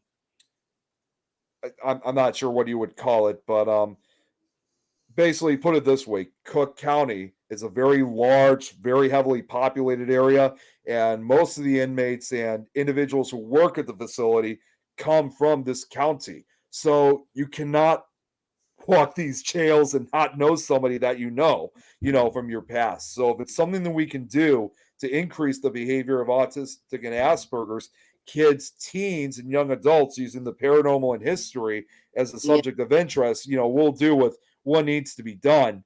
And that yeah, was again, I'd like to see something like that occur in the very near future. But again, yeah. it's been tough, especially after when I lost track of the one they were going to have at Ashmore Estates. I'm Well, finding, unfortunately, a lot of people a lot of people that are autistic do have another gift in the paranormal field are more reluctant to talk about it because they're already being treated differently for being autistic. So to add something into the paranormal to that, it makes them even feel even more different than yeah, everyone else. yeah. Right. And they want to fit in like everyone else, and Yeah. to be secluded and say no, you're different makes it worse It because does. It really does. you have this touchy feely thing, and you can see stuff that other people can't, and it's See or hear whatever Yeah. gift they have. yeah, it makes it even more difficult when you're in this kind of situation. Like, and I feel totally secluded from everybody else, and I'm sitting here all by myself all the time, right? And it's really difficult. Well, and that's the same thing too. Even when I'm at work, like I said before. I mean, although I found some people who are interested in this kind of stuff, when I first started working at the grocery store that I'm still working at, um, at that time, I don't think there's as many now as there were years ago. At that Mhm. time, we had a lot more high school and college students working at the store, and about one or two of them had came up to me, and I told them, of course, that I was into the paranormal stuff. And I originally thought that they were from my former high school because they would. I was expecting that they would go up saying, hey, "You've heard of? Well, we got a club here called Paranormal Club," and I wanted to give that great reveal to it.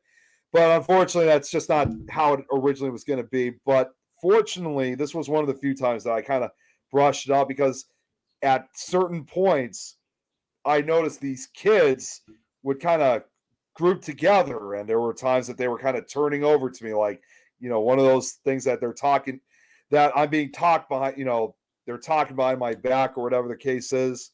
Mhm. But that was one of the few times that I actually tolerated. I'm thinking, all right, I know what's going on here. I know what you guys are doing, but Yeah. you guys don't want to believe it. That's fine. But Yeah.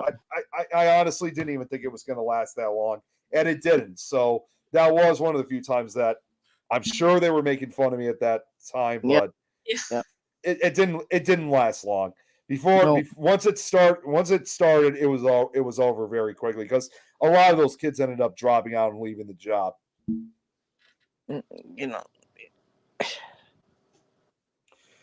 Just wanted to go back because Kate actually added more. So Kate says, "Oh my God, that this word again, astigmatism.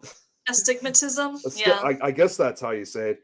Is her eye, which is more rounded, so it reflects light differently. This is when she was talking about the auras.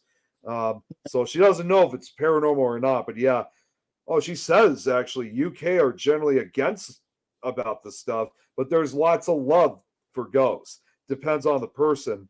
And she Yeah. also brings up another thing too, which you know, not surprising since we've been talking about autism. Of course, she brought up that April, of course, is Autism Awareness Month, and she wears Yeah. blue for autism. Yeah, neurodiversity is beautiful. That's right, Kate. Yeah. She also wrote a sweet message too, saying, "I got superpowers. She had as much knowledge as I did." That is true, though. I'm always very good with all this knowledge. It's It's funny because yeah, my daughter also had like an autism awareness walk, but they're not doing anything to actually raise actual awareness of anything about no. autism. It's like, yeah, okay, we're having a walk about it, but students obviously don't know if you don't know why you're walking or what it is. It's not doing any good. No. Yeah, it's just again, I'm not really sure how else I could really describe it, but yeah, it's just the whole process again. I mean, I know there's some improvement, but it's still going relatively too slow. Like we need to see a lot more improvement. Not again. I've been hearing it from other schools, from other investigators, and especially their kids who have it. I always, it's not just a U.S. issue. It's an entire worldwide issue that should Yeah. definitely be more Here in addressed. Japan, Yeah, if you have it here in Japan, you're on your own. Yeah. yeah, and that's kind of the unfortunate part. So it's just and especially for those that like you said, if they're on their own, trying to even adapt to that normal life, is very, very difficult indeed, especially when you don't even have at least that one person that goes up and say, like, hey, why don't we go and play basketball, or let's do something fun? At least gives, even if it's not necessarily learning, it would give like education. It would give them some kind of learning, especially being accepted by other people. Yeah.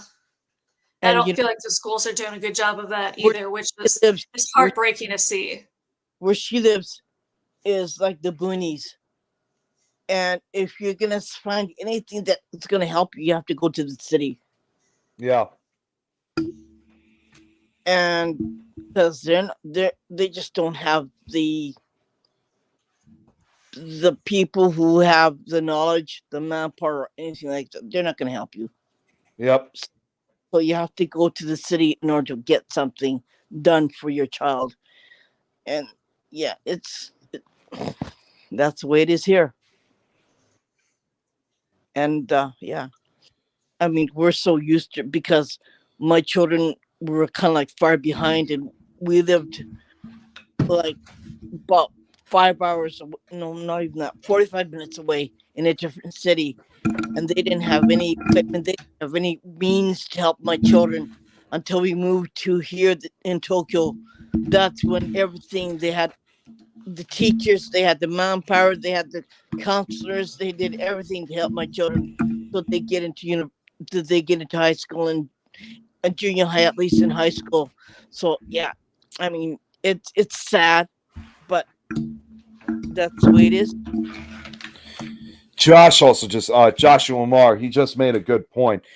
That is something I've gone through myself. A dark using group that leads to nothing but trouble.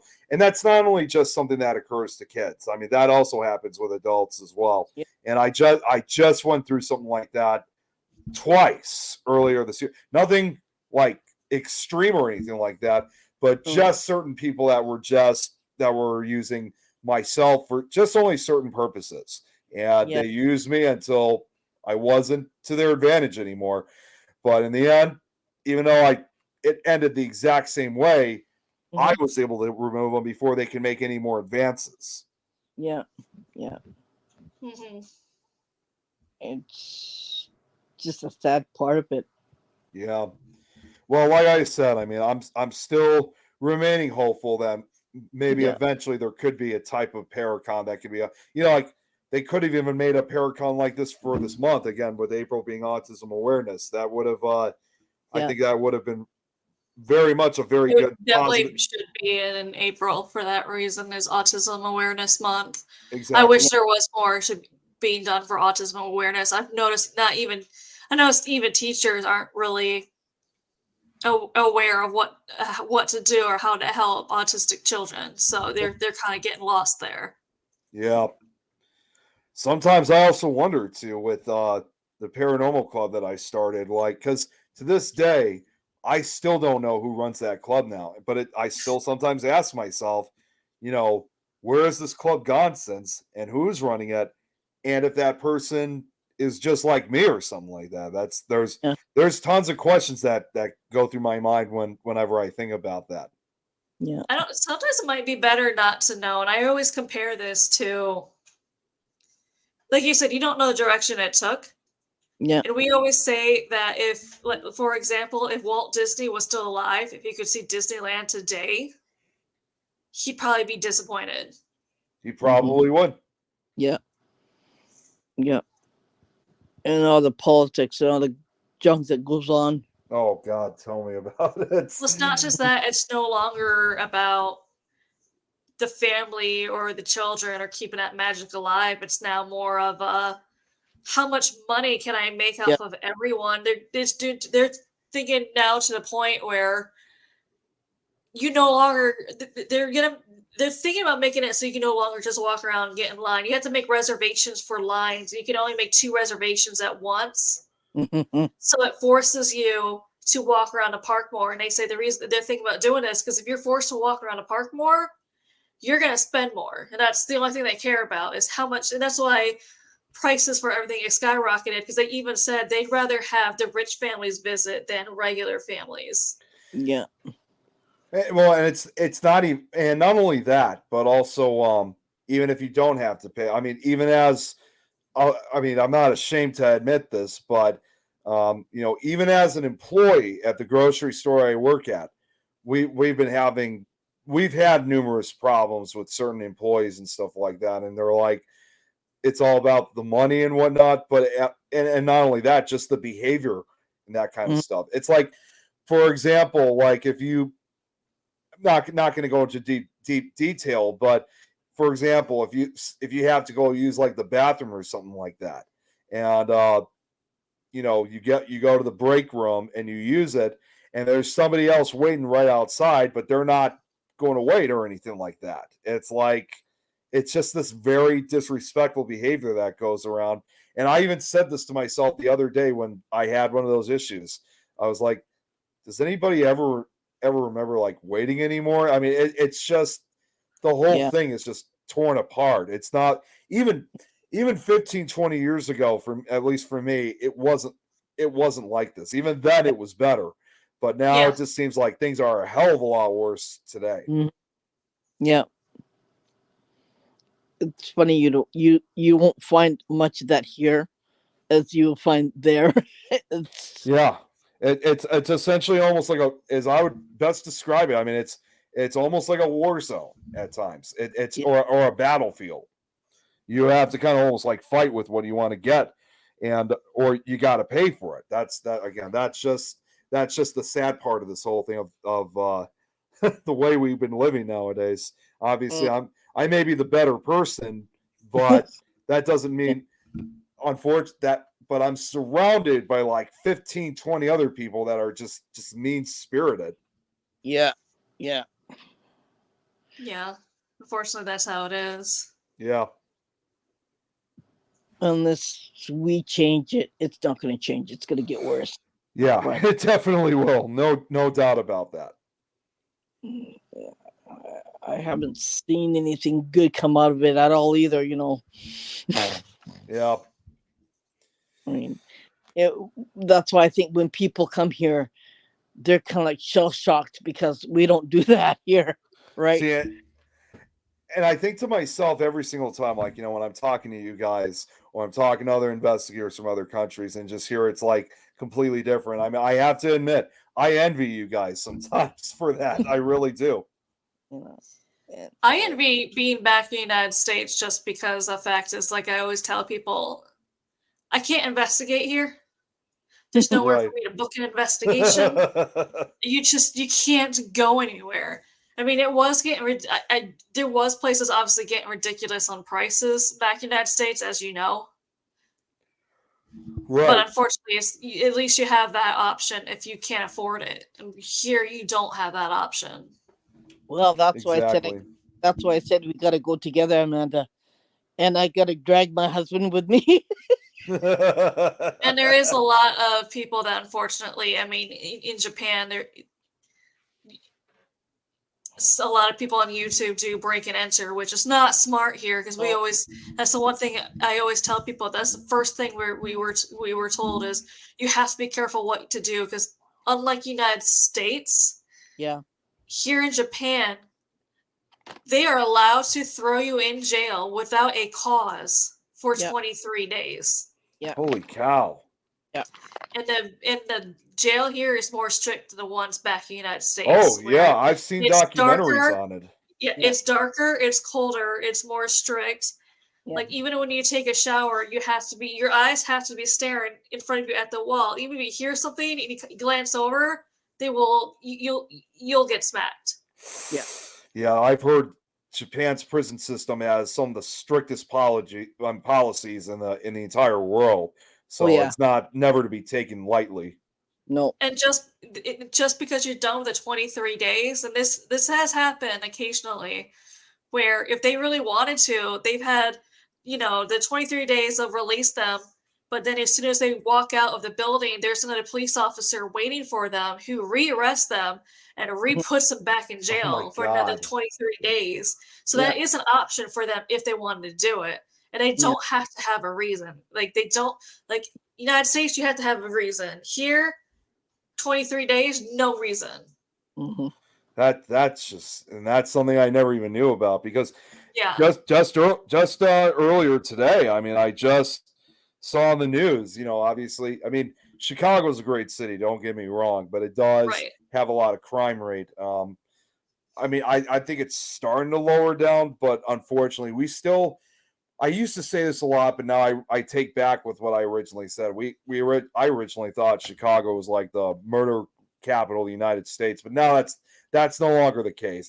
They're saying now it's more like down in, I think it's like in Jackson, Mississippi, or something like that. I heard it's even I don't rougher know down why I was there. gonna say Detroit. Well, nonetheless, in spite of that, Chicago does unfortunately have a murder rate 3 times that of New York City. So, I mean, it's just, even though it's starting to lower down, it's still way too much. I mean, it's just absolutely. I mean, like where I live, it's obviously a very safe area because I'm actually in the suburb areas. But they just talked in the news earlier today that there was there were several break-ins going on the south side of Chicago, and Mhm. I even said to my mom when I was watching this, I was like, I look at this and these guys that were breaking and entering, you know, they were wearing the hoods, they had masks on. Mhm. Honestly, I didn't even need to see their faces. I just knew just by their appearance, these guys looked relatively young. I said I would not even be the least bit surprised that they were probably teenagers. I mean, that's the other part too, is that it just keeps getting younger and younger. And even though we have these cameras and stuff, they always figure out a way to get around it. But unfortunately, in the end, even when they're caught, a lot of these guys, of course, end up going to jail for very long periods. But again, I understand where you were coming from, Amanda, when you were saying that they just throw you in for no reason. Yeah. No, that's one thing. And I tell people because they're always like, why don't you try and do that? I'm like, no one affected. I could be thrown in jail. Just be thrown in jail? No. No, I'm not. That doesn't sound smart to do. but there's a way. Exactly. There's a way, and fortunately, I think I'll drag my hubby. And we'll go together because he can tell them. He can talk to them. He has a good way to talk. Exactly. Sometimes Yeah. they'll do that to foreigners, keep throwing them in the jail until their visa runs out, and then it's like, oh, you gotta go now, buddy. Yeah. And that's when they stop throwing them in jail. Is when you're forced to go to the airport and leave. Yeah, like Yeah. going back to the home country, unfortunately. Yeah, and that's when once your visa runs out is when they'll stop because Mhm. you're forced to go back. Jeez. Huh, I would So it's have like, how's your never time even in known that. Japan? I spent it in jail. Yeah, jeez. Who you charged with? I wasn't. See, I'm just glad that didn't happen to my sister and brother-in-law because they visited Japan a couple years ago on their honeymoon. Although they weren't just they didn't just go to Japan. They also went to, I think they also went to some other parts of Europe. Mhm. I think they went to Europe first, and then they traveled out to, yeah, I think it was, yeah, I do remember they went to Japan. However, for them to get back home, they couldn't drive, they couldn't fly. I don't know what the full reason was, but because of whatever the case, they couldn't fly back from Japan to the United States. But they did end up getting an air flight, but they had to be flown actually to Hong Kong next, which is where they were able to get their flight so they can fly back to the United States. Because the flights come from Mexico, Canada, America, Mexico, Canada, and then from Canada to Japan, from Japan to Hong Kong, and back the same way.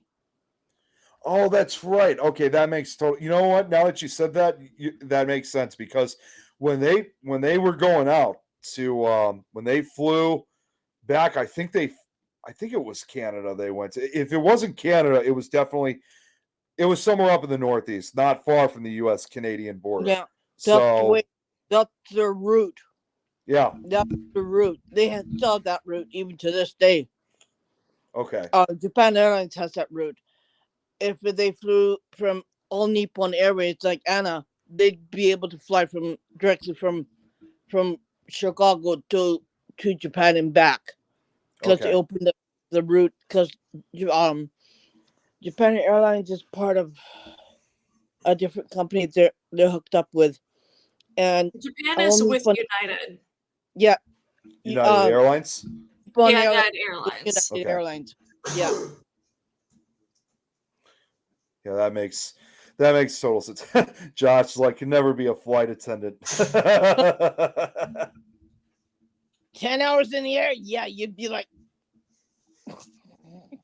Oh, you'd be No, it's exhausted by the end. no, it's over 12 hours from United States to here. yeah. Oh, I definitely believe that. I mean, a flight like that, I can certainly see it would take that long. Don't forget your Nintendo game while you're going. Oh yeah. Dang, because you're gonna spend a long time in the air, right? I have not been up in the air for that long, at least not yet, but I've already been kind of telling myself when that day comes, I better be prepared for it. But Yeah. I you know, mean, because I'm still waiting for you to come. I'm still working on. Luckily, my flight had movies you can watch to make it. I mean, I had stuff to keep myself occupied, but once I saw they had free movies, I'm like, I'm just gonna watch the free movies. And unfortunately, not all planes have beds, though. No. The first class might, but you first class on a 12-hour flight is at least 5 to 30 grand. Oh my That's gosh, ticket. jeez, that's huge. Yeah. That's Unless you. I can't afford. I wouldn't be able to afford to be a first class because a lot of them with the beds are, from what I've seen, like 20 to 30 grand, and I'm just like, oh my god. Yeah. Yeah. I mean, if you got the money to spend it, go ahead. But there's no way I'd ever have that much money to. There's Flights no way I'd have that much money at to spend on nighttime. a first class ticket for one flight. The flights usually leave at nighttime, so when it leaves America, it'll be like 5 or 6 o'clock at night, Yeah. and in the air for dinner, and then you go to bed, and they wake you up for breakfast, and then you arrive at noon.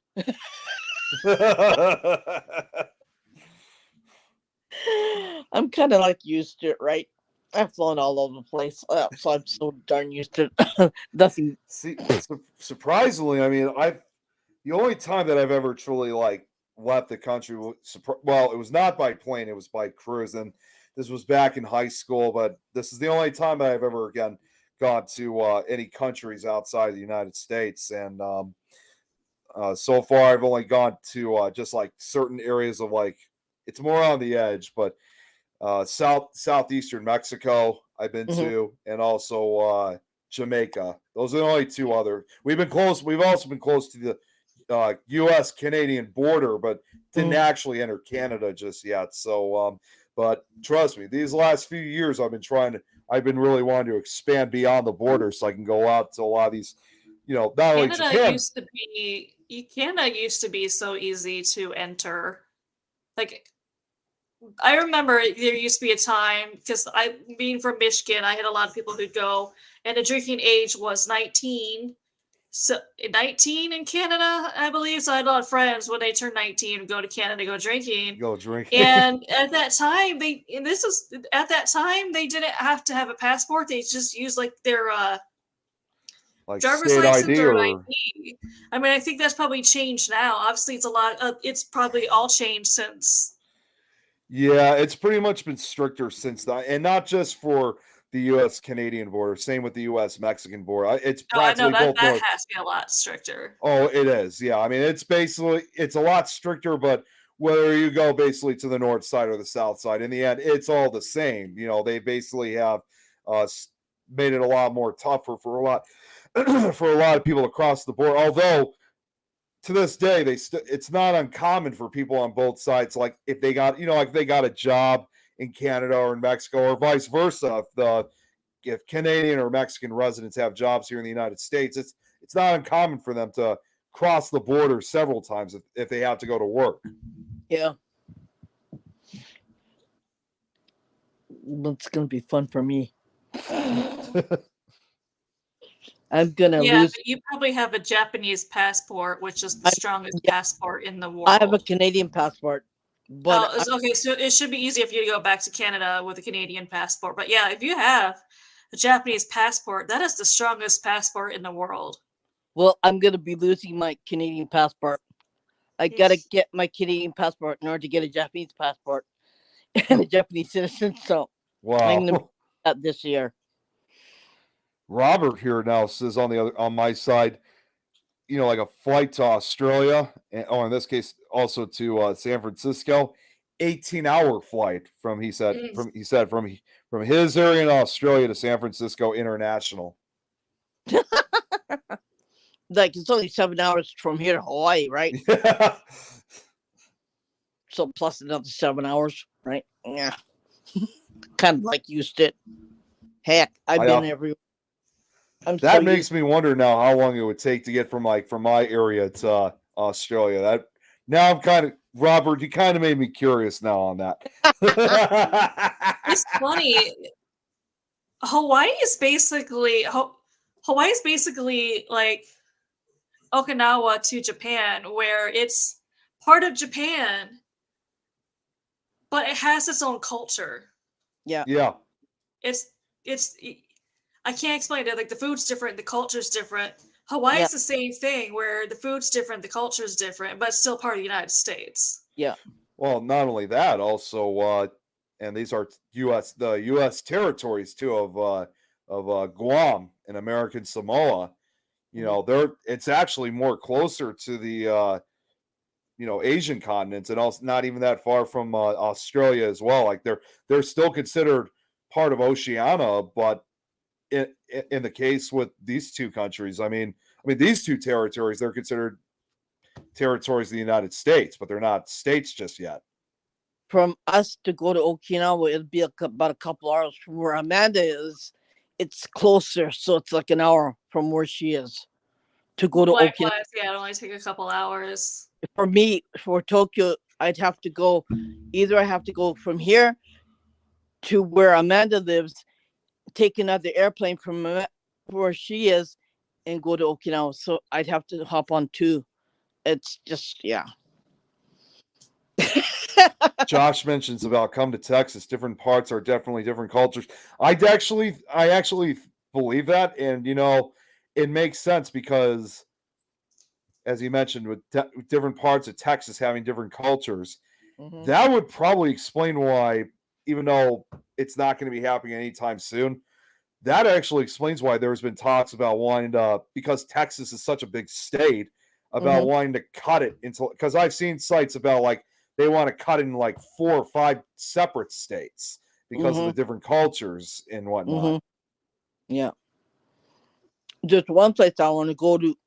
It's Ogasawara Island. It's off. It's part of Tokyo, but it's off. It's a little island away from Tokyo, and it takes. And they don't have any airplane service. You have to go by boat. You have to go by ferry, and it takes 1.5 days to get there. But my husband knows of a person who works at Costco where he works. They have a recovery service because after World War II, there was a lot of bodies that deteriorated, and they're just bones now. So they're recovering bones and bringing it back to Tokyo to be cremated. And I bet you that island's haunted too. Oh, I'm betting it probably would be. I think Because I saw videos of that, and it was. the shore is loaded with just bones on this particular part of the That's island. crazy. Yeah, and they're picking up the bones. They have a helicopter service now. The helicoptering the bones to Tokyo, so they can go. I don't know. I don't know if they'll be able to do any DNA service center or whatever, but they're processing it and they're calling the families up. And I'm sure. I bet you there's a lot of Americans who also died on that island too, just as bad as Okinawa, right? Right. And you know haunted Okinawa is, right? Yeah. So I mean, there's a lot of these little islands that was in World War II that they're just starting now to recover the bones from these dead soldiers and bringing them back to the city. It's Yeah, I can't even imagine, especially for any families that still to this day have still not gotten the remains of, basically their grandfathers or great grandfathers at this point Um, Um, it's it's an ongoing process. It's really slow, apparently, yeah, because there's so many. Like the shore is just covered with bones. Apparently, what the guy it's said. almost like an island graveyard, as I Yeah, would put it. yeah, and it's a really long process of bringing the people with helicopters because you can't go unless you have a ferry, and there's no commercial airplanes that are going into that island. So it's a resort island now where you can go to a hotel, you can have fun, and you can go to the beach like Okinawa. But yeah, I mean, imagine doing that for a job.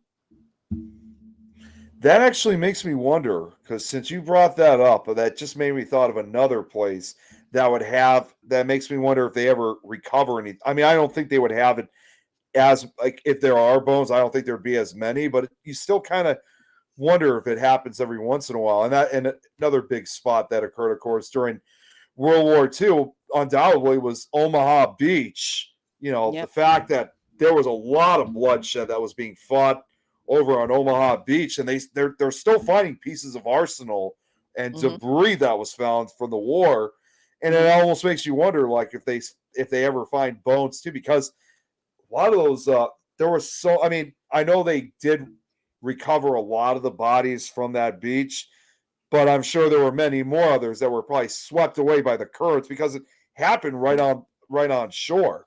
And many the soldiers that got off those I don't know what they were called, but those big tank things. I'm not sure. They were like giant boxes, and the door Yeah. went down. They flew out. And Some of them they, never even made it onto shore. yeah, and they went on these big huge boats, and the Yeah, it open up, and the other soldiers would come out onto the shore. Yeah. Josh also mentions another place, not a beach, but looking through Auschwitz. Oh my God, that is a place. I've only ever seen like not live or videos, but I've only seen two websites where there were actual investigators that tried to investigate Auschwitz. That is a very, very difficult place to Oh, investigate. yeah. I don't know if I could. I don't know if I could either. I think this just I think it's too hard to do that, right? it's just basically a place of true death and just the energy around it. Whether or not you believe the paranormal, in that scenario, you would just feel the energy immediately. And I It's think it'd be too emotional, too difficult to even stand around there and just feel everything. And yeah, I mean that's the time when you feel that you're better off not having an empath ability when you go there. There's another beach apparently from I've heard this from my aunt and my uncles. It's on the not where I live, but it's on the other side of Japan. Um, it's called Yamashita Koen. It's it's a park, and off the park there's a beach. I mean, and I heard from my uncle and my aunt said you do not go to that park and do not go to that beach after 9 o'clock. Why? What happens? What happened? What happens there? The spirits will take you away, and you won't have any body. I said, what happened there? Long time ago, war during World War II, they used that beach for the soldiers to come on the land. mhm. And that beach is really haunted. But I tried to look for any information of it. See, You know what? Robert also brought up another place in Japan. He said he would think Iwajawa would still have bones as well. Yeah, yeah. I mean, there's a whole bunch of little islands off in Japan, off in Tokyo. They're all part of Tokyo. But yeah, there's all these little islands that are packed with probably bones and debris and everything else like that. And yeah, it's just you're not gonna hear anything, right? Right. Unless you know of a person of a friend of a friend of a friend. That's the only time you're gonna hear. Yeah, they're not gonna tell you. And I'm looking for information off of Yamashita Coin. I can't find a single thing. But you know what? They closed that park after 9 o'clock. I mean, they boarded it up. They put they put chain link fences around the park so you can't get in there. Right. And you know what? That's called an urban legend, but I wonder how much of it is true, right? Yeah, because I always believe, and I'm sure we all do, is that there's always a shred of truth to these urban legends. And I said, how old is that? Well, ever since World War II, that's how old it is. Okay, that's kind of interesting. And here I'm searching on Google for it. I can't find a damn thing about it, right? So where am I going to look? Exactly. And finding it in this country is like, good luck. Japan has thousands of urban legends, thousands of them. Yeah, which makes me wonder. Find something about it, you ain't gonna do it because you ain't gonna get there because no one's gonna tell you. This makes me wonder because now I just thought of another question for you guys. Do you guys ever have like any type of like historical societies or like any city halls or libraries that regard history or anything like that? No, we've had people trying to reach out to us trying to get information on, like there's been professional research teams try to reach out because they can't find any resources. They're like, well, maybe you know of secret sources maybe you can use that we don't know of. And like, we don't have sources either. Nope. We just don't have them here. It's like the record. It's almost like as if the records had been lost. Yeah, they just Or they don't want to write. They don't want to write it. If they write it, they burn it. Right? Yeah. Because I tried to find something about the old place where I used to live, the condo where I used to live. I think you know about, right? How haunted it was, right? Yeah. I tried to find out what the land was, but what made the land so bad. Good luck, right? See, the only time that I've ever really found any history, like not necessarily a certain location, obviously, I mean, I think we would agree, like, when it comes to something like World War II, that's obviously an exception, like with, the pictures and whatnot. The only other, there she is. The only other time that I've really ever uncovered like full details of something involving history in Japan is, all this talk that we've said earlier, like when you mentioned about the tsunamis, Irene, is the worst earthquake before the 2011 one. That was the one over 100 years ago in 1923, the Kanto earthquake, if I'm saying that correct. Mm-hmm. And that one, I mean, I actually even had thoughts of wanting to do a Nick Files episode. I forgot. Unfortunately, I forgot it was last year that the 100th anniversary came up. But right, one in Kyoto, right? Yeah, Kanto, yeah, that was the one. Yeah. And I heard there's I think there's actually I saw it on Wikipedia a few days ago, but they say in response to that earthquake from 1923, there's like a certain day it happened in September, and they say there's a certain day in September that's called here I'm actually looking it up right now.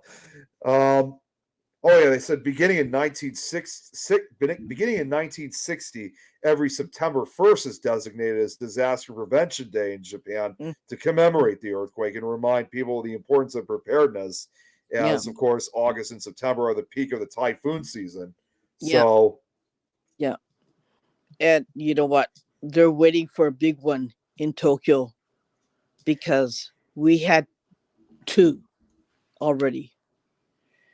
It wrecked my wall, and I had to get my wall fixed. But yeah, that's another story. But we're supposed to have one more big one here. It's probably going to be similar to the one from 1923 because they always say, I mean, like when it comes to it's just like any other disaster that we hear about. I mean, there's always the belief that if an earthquake like the devastating one from 1923 can strike, it can strike again. And there's obviously something foreordained about the destruction of that earthquake. They're just waiting. Like everyone knows it's going to happen. Like everyone here in Tokyo knows it's going to happen, right? That's why we call it Earthquake Alley here. Right. And everything starts in March and it goes right throughout till July. And you're going, yeah. Like last time when it happened in the morning, I said, I'm going to go back to bed. 4 a.m. You got to be freaking kidding. Good night. And I didn't bother making it. I didn't bother holding the furniture. I said, if the china cabinet falls and breaks all my dishes, who gives a shit? I said, I'm going to bed. Like hell, if I'm going to hold up my china cabinet, like, I don't give a hell. I don't care. I don't give a hoot. I'm going to go to bed. I'm exhausted, right? And yeah, it's just like I'm so darn used to it now. It does like not a hair on my chinny chin chin. Like, yeah, so what? Okay, good night. And it's just something that I think I've become numb to it now, right? Yeah, exactly. All right, everyone. With it getting pretty late, we're gonna end it here for now. But we Yeah. are gonna ask Nick to eventually come back. Yeah. So we're gonna Yeah, have definitely. more long conversations with him. Yeah, Yeah. I gotta admit, I didn't expect that we were gonna go for this. We always say this. I'm like, we I told you just we're talk. gonna talk. Well, Yeah. and fortunately for me, I didn't really have much going on for tonight anyway. So this Yeah. actually really made my night. Yes, Well, thank we'll you have you very back for sure. We'll definitely get in touch with you about Yeah. scheduling to come back. But we do appreciate you coming on. Oh, thank you guys so much for having me. This was No great. problem. It was All so right, and thank you everyone for joining us. We appreciate it. Bye for now. Bye. Yeah, good night.